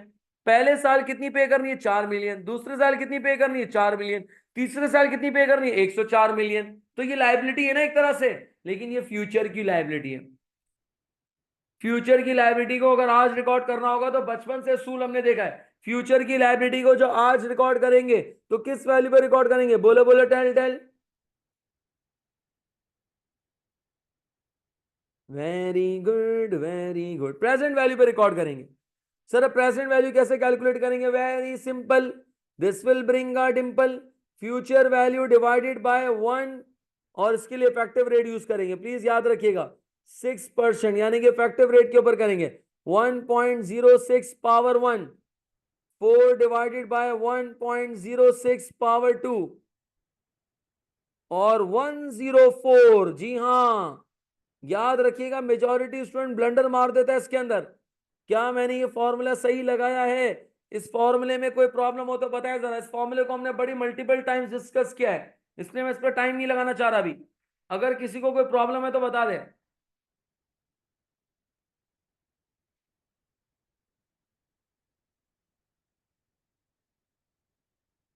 अगर नहीं प्रॉब्लम तब भी बता दे।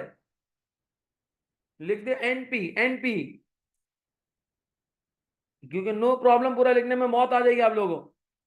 देखा, इतनी देर से लिख नहीं रहा था, जैसे ही मैंने बोला एनपी फौरन लिख दिया।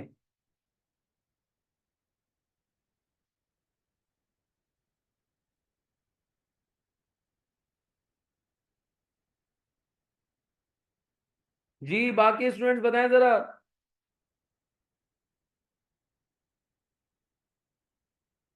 मरियम, मुस्कान, उजैफा, आयशा स्क्वायर।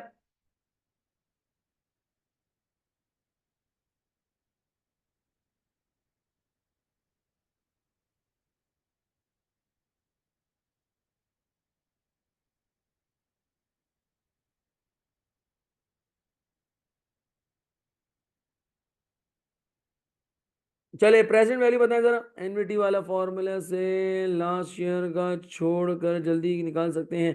नहीं नहीं, हाँ कर सकते हैं, लेकिन लास्ट ईयर के लिए फिर अलग से फॉर्मूला लगाना पड़ेगा। राहीन, दिमाग चल रहा है इनका। कह रही है कि सर एनवीटी वाला फॉर्मूला अगर लगा लें तो 2 साल का तो निकल आएगा, लेकिन तीसरे साल के लिए फिर आपको लगाना पड़ेगा, क्या फायदा? चले बताएं जरा इसका कितना आ रहा है, पहले साल का प्रेजेंट वैल्यू कितना आ रहा है? बोले बोले, टेल टेल। 3.77। दूसरे साल का? अच्छा आप लोग कैलकुलेट कर रहे थे कब से, तभी बोले मुझे लिफ्ट क्यों नहीं करा रहे। दूसरे साल का बताएं, दूसरे साल का बताएं मेरे भाई। 3.5 है। My God, calculations on a finger tips, millions का हिसाब फिंगर टिप्स पे। 104 की प्रेजेंट वैल्यू।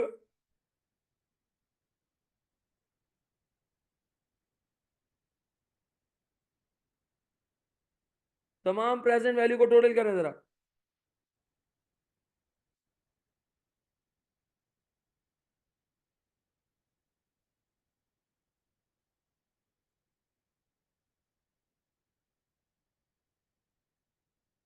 94.64। और ये क्या है? ये है फाइनेंशियल लायबिलिटी। ये है लायबिलिटी। क्यों? क्योंकि देखो लायबिलिटी किसको कहते हैं? वो पैसे जो मुझे देने हैं। पहले साल में 4 मिलियन, दूसरे साल में 4, तीसरे साल में 104। लेकिन साले ये सब थे फ्यूचर की लायबिलिटी, मुझे इन सबकी कैलकुलेट करनी पड़ी। वो क्या? Present value. तो मैंने इन तमाम प्रेजेंट वैल्यू को सम कर लिया, तो ये मेरे पास आ गई, that is the financial liability. मुझे बताओ कि प्रोसीड्स, हमारे पास पैसे आए कितने थे? पैसे आए कितने थे हमारे पास? पैसे आए कितने थे मुझे बताएं जरा, पैसे कितने आए थे? प्रोसीड्स कितने पैसे आए थे हमारे पास?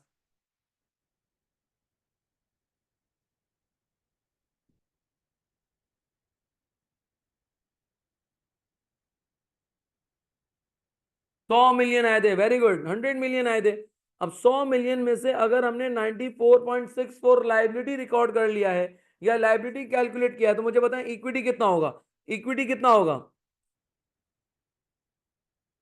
मतलब 100 मिलियन में से 94.64 अगर लाइबिलिटी है, तो ऑब्वियसली रिमेनिंग अमाउंट आ रही है 5.36। है कोई जो बता सके ये 5.36 क्या है? ये 5.36 क्या है? ये 5.36 क्या है, बताए जरा कोई।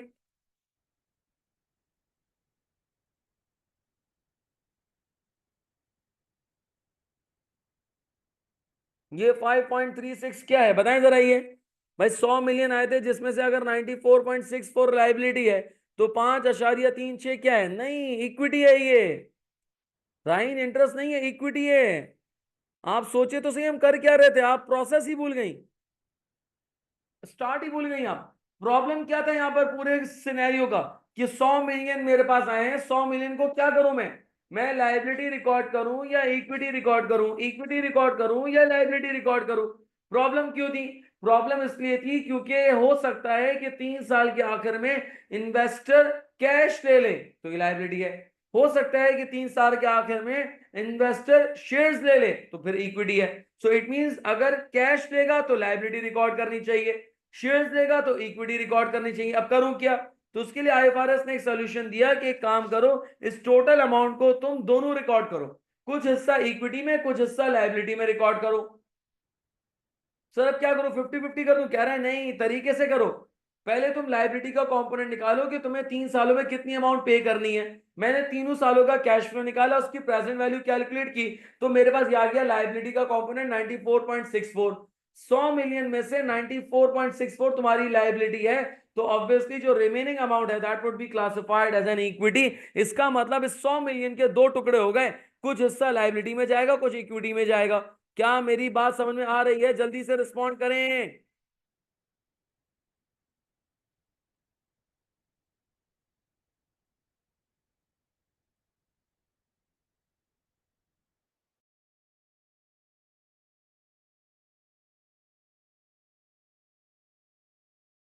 इक्विटी भी रिकॉर्ड करना है और लाइबिलिटी भी रिकॉर्ड करनी है। लाइबिलिटी का कंपोनेंट आपने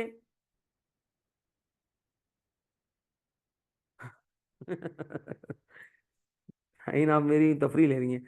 अच्छा, लाइबिलिटी का कंपोनेंट आपने कैलकुलेट किया 94.64। 94.64, 100 मिलियन में से आपने 94.64 लाइबिलिटी है। भाई आपने 100 मिलियन इंटरेस्ट तो अब कैलकुलेट होगा राहीन, कहानी तो अब शुरू होगी। इस लाइबिलिटी के ऊपर 3 साल का इंटरेस्ट हम आगे भी कैलकुलेट करेंगे, चिंता ना करें, अभी क्वेश्चन शुरू हुआ है। 100 मिलियन में से एक बात कंफर्म हो गई कि 94.64 लाइबिलिटी है, बाकी कितना बचा? 5.36। तो आईएफआरएस कहता है कि इस 5.36 को हम रिकॉग्नाइज करेंगे एज एन इक्विटी, 94.64 रिकॉग्नाइज होगा एज ए लाइबिलिटी। सर इसकी कोई अकाउंटिंग एंट्री तो बना के दिखाइए ना। तो देखिए ना, बैंक डेबिट होगा 100 मिलियन से, ये बात कंफर्म है, पैसे आ रहे 100 मिलियन। फाइनेंशियल लाइबिलिटी रिकॉग्नाइज होगी 94.64 पे, और इक्विटी को हम क्रेडिट करेंगे कितने से? 5.36 से, और ये इक्विटी के नाम से ही रिकॉर्ड होगा।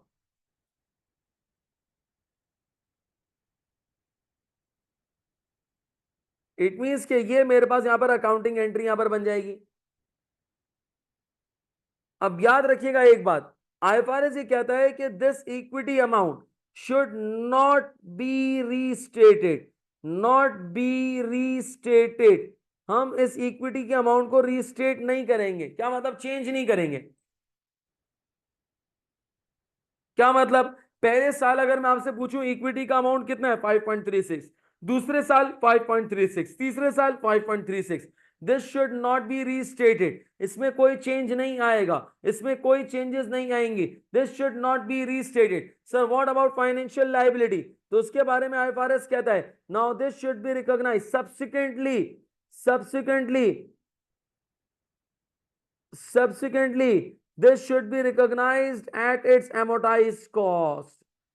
नाम सुना सुना सा लग रहा है, जग सुना सुना सा नहीं, नाम सुना सुना सा लग रहा है कि अब ये फाइनेंशियल लायबिलिटी सब्सिक्वेंटली का मतलब अगले सालों में एमोटाइज कॉस्ट में रिकॉर्ड होगी।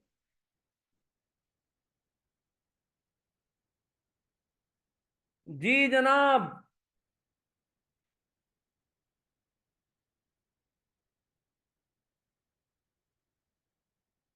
कंपाउंड इंस्ट्रूमेंट का अगर क्वेश्चन आएगा,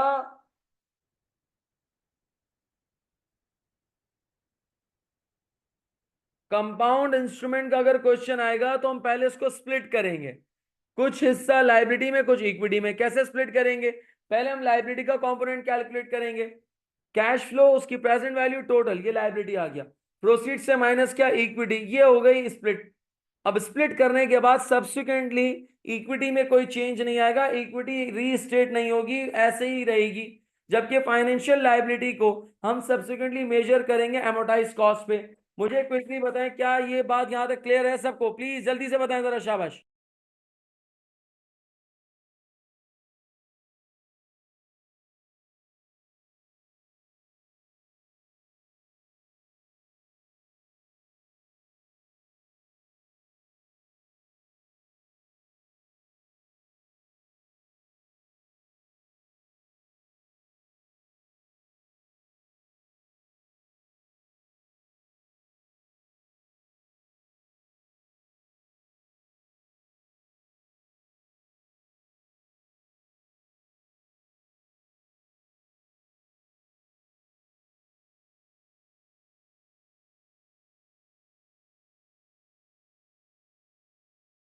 सब इन्फॉर्म करें प्लीज। मुस्कान, मरियम, हुजैफा, आयशा स्क्वायर।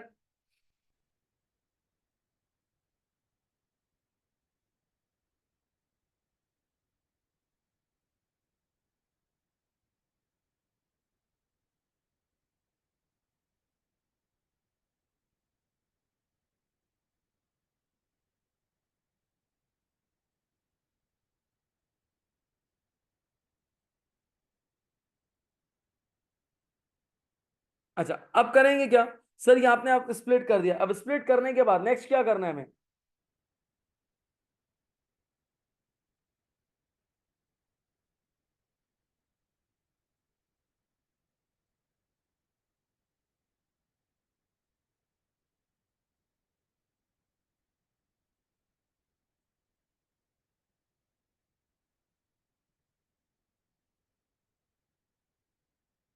अब आगे क्या करना है? सर अब हमें ये लाइबिलिटी को एमोटाइज कॉस्ट पे मेजर करना है।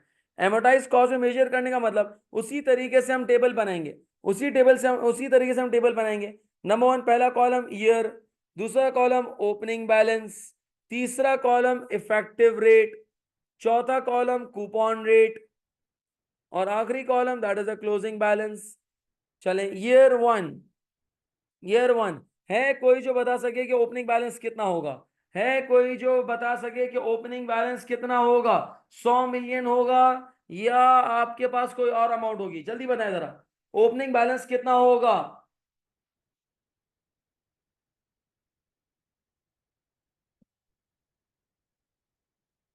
वेरी गुड, वेरी गुड, शाबाश, 94.64। Effective rate is 6%। Effective rate is 6%। Coupon rate is 4%। Quickly जल्दी से टेबल कंप्लीट करना है, शाबाश। इसके बाद आप लोग चीते चीतियां हो चुके हैं। Effective rate is applied on the borrowed amount, liability के अमाउंट पे लगेगा, लगाएं जरा 94.64 के ऊपर 6%। जल्दी जल्दी जल्दी, क्विक क्विक क्विक।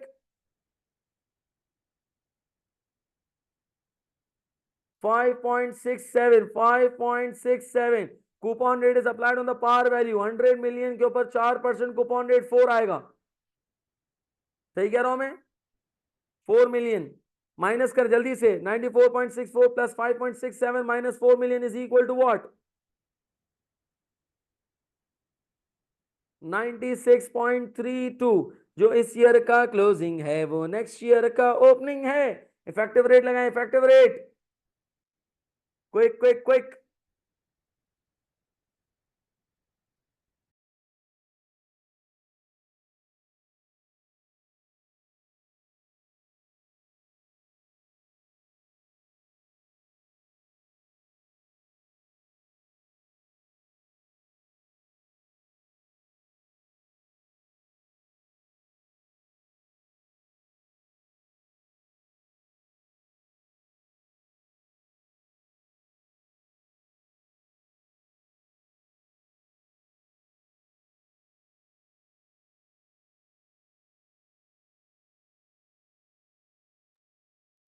जी जनाब, closing balance 98.1। Nice.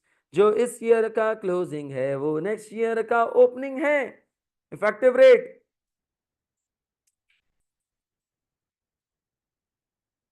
5.89, -4, -4 closing balance बताए कितना आ रहा है, -4 क्लोजिंग बैलेंस बताए कितना आ रहा है, 99.99.1। आप मुझसे ले लीजिएगा, उसको 100 कर दें। सर यहां पर मैंने पूरा अमाउंट माइनस नहीं किया। क्यों माइनस नहीं किया, सिर्फ कूपन माइनस किया। क्यों, इसलिए क्योंकि मुझे नहीं पता अभी इन्वेस्टर आगे क्या करेगा। क्या वो हमसे पूरी अमाउंट वापस ले लेगा या इसके बदले में शेयर्स लेगा। सो ये डिबेटेबल है। हम यहाँ पर उसको रोक देंगे, टेबल को 100 हमारा क्लोजिंग बैलेंस आ जाएगा। और ये वही अमाउंट है जो रिडीमेबल वैल्यू है, याद रखिएगा। यानी कि कूपन माइनस करने के बाद जो बच गया ये रिडीमेबल वैल्यू है। ये हम अभी ऐसे इसको पार कर देंगे। यहां तक ये हमारे क्वेश्चनेबल है, यहीं तक एग्जामिनर हमसे पूछेगा। हमें नहीं पता कि आगे कंपनी ने क्या किया, क्या इन्वेस्टर ने शेयर्स लिए या रिडीम कर लिया। हम यहाँ पर इस टेबल को रोक देंगे, हम यहाँ पर एक पॉज ले लेंगे, फुल स्टॉप कर देंगे। हमें इसका आगे कुछ करने की जरूरत नहीं है। क्या ये टेबल बनाना समझ में आ रही है। मैं भी एग्जामिनर रिक्वायरमेंट को कॉल करूंगा अभी कि एग्जामिनर क्या पूछेगा। अभी मैं कॉल करता हूँ आप लोगों को। पहले बताएं क्या ये टेबल समझ में आ रहा है।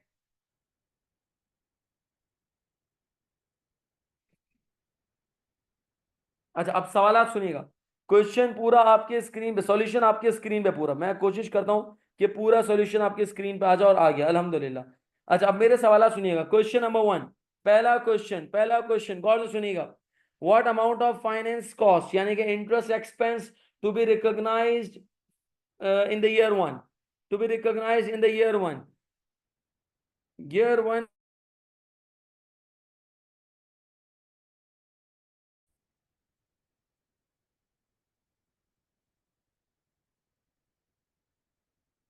Nice, very good. What amount of equity to be recognized in the year 2?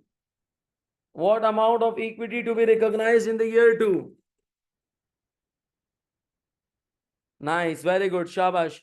Year 1, year 2, year 3 में इक्विटी 5.36 ही रिकॉग्नाइज रहेगी, उसमें कोई चेंज नहीं आएगा।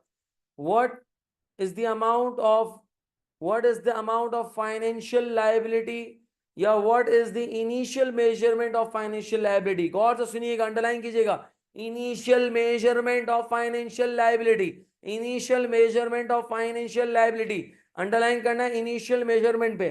What is the amount of initial measurement of the financial.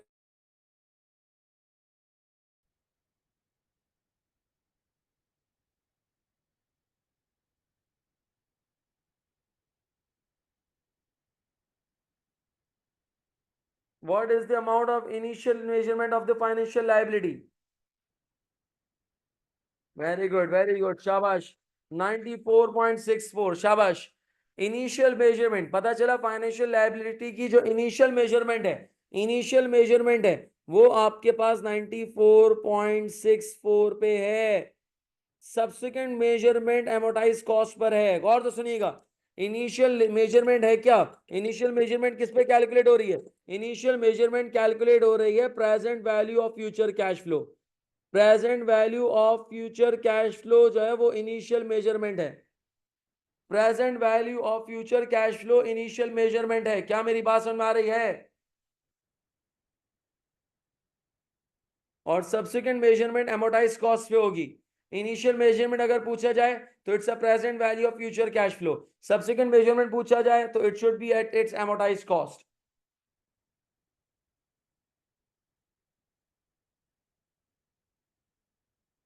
Ji clear है।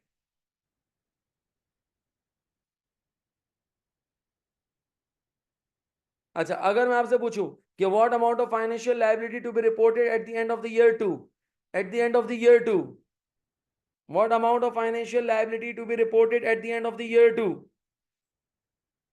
Nice, very good, शाबाश। क्या मेरी बात समझ में आ रही है? So finance cost 5.67, liability eight the end of the year one, eight the end of the year one 96.32। इसी तरीके से initial liability is 94.64, liability eight the end of the year two is 98.1। बिल्कुल, ये जो आपके पास है ना, ये एमोटाइज कॉस्ट है बेसिकली। एमोटाइज का मतलब होता है यानी कि आपने उसको एलोकेट कर दिया है, एलोकेट करने के बाद अब ये कॉस्ट आ रही है, दैट इज एमोटाइज्ड कॉस्ट। ये एमोटाइज्ड कॉस्ट कहलाती है basically. Liability, subsequently liabilities are measured at its present value of future cash flows. जी मुझे सब बताएं जरा please, is it clear to everyone? इसको कॉपी कर लिया है, कर रहे हैं, क्या स्टेटस है, कोई प्रॉब्लम है तो बताएं जरा please.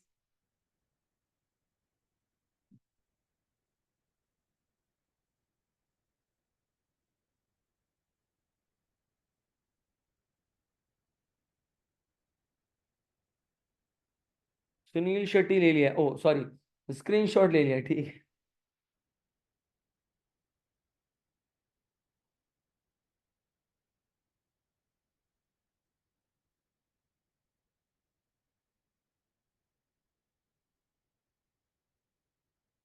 Muzaffar, you talking about this one?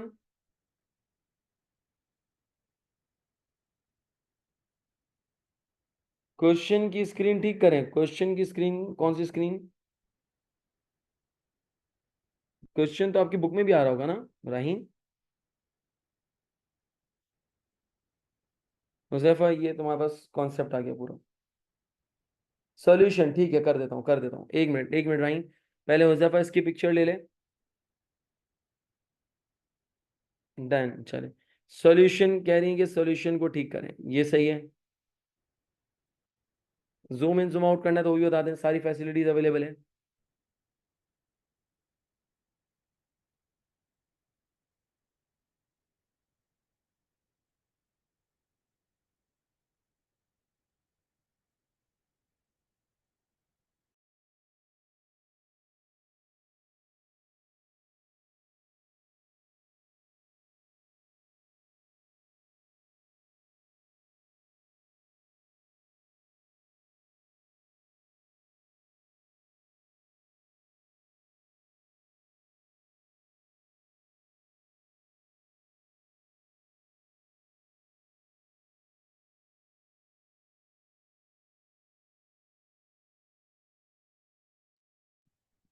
Ji done हो गया, क्लियर है यहाँ तक?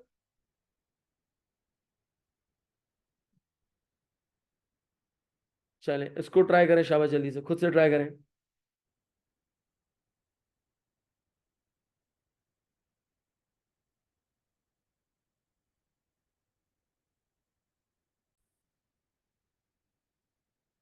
अच्छा, इनिशियल लाइबिलिटी की अगर हम बात करें तो initial liability that should be recognise, that is 1848122। Equity जो रिकॉग्नाइज होगा दैट इज 151,877 रिकॉग्नाइज होगा। और अगर पहले साल का इंटरेस्ट अगर हम कैलकुलेट करते हैं तो दैट इज 166,331।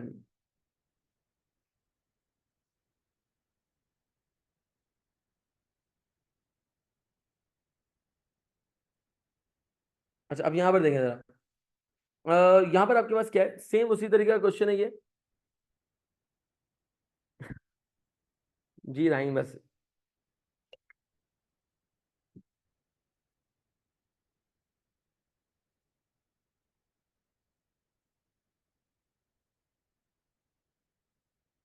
अच्छा, अब यहाँ पर देखिएगा सेम तरीके का क्वेश्चन है ये भी।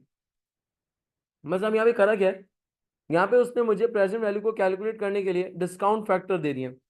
अच्छा, एक बात याद रखिएगा, हम फ्यूचर कैश फ्लो जब कैलकुलेट करते हैं, बस मैं आखिरी आखिरी आखिरी बस एक चीज समझा रहा हूँ, ये कंप्लीट हो गया ये। थ्योरी का कुछ पोर्शन है क्या, हम इंशाल्लाह नेक्स्ट क्लास में कर देंगे। ये आपके पास दो डिस्काउंट फैक्टर दिए हैं, यानी कि 2% के ऊपर ये डिस्काउंट फैक्टर है और 9.1% के ऊपर डिस्काउंट फैक्टर है।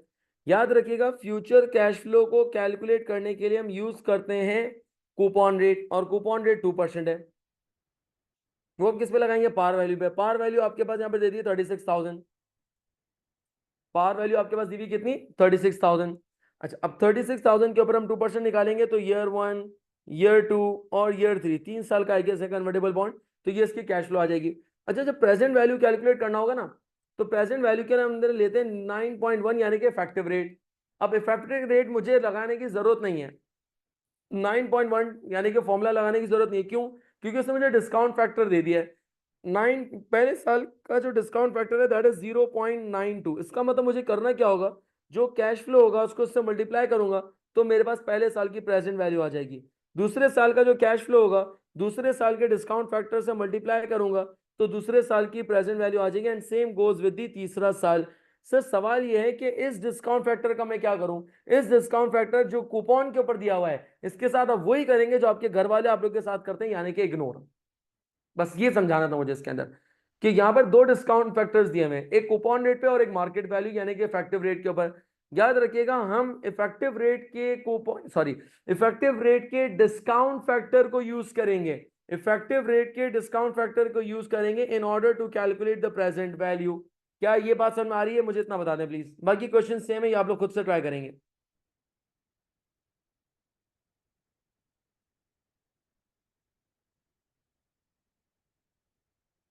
अगर ये बात समझ में आ रही है तो हम आगे कर सकते हैं कंटिन्यू। हुजैफा, अगर आप कह रहे हो तो हम आगे कंटिन्यू कर सकते हैं, और चीजें भी कर सकते हैं।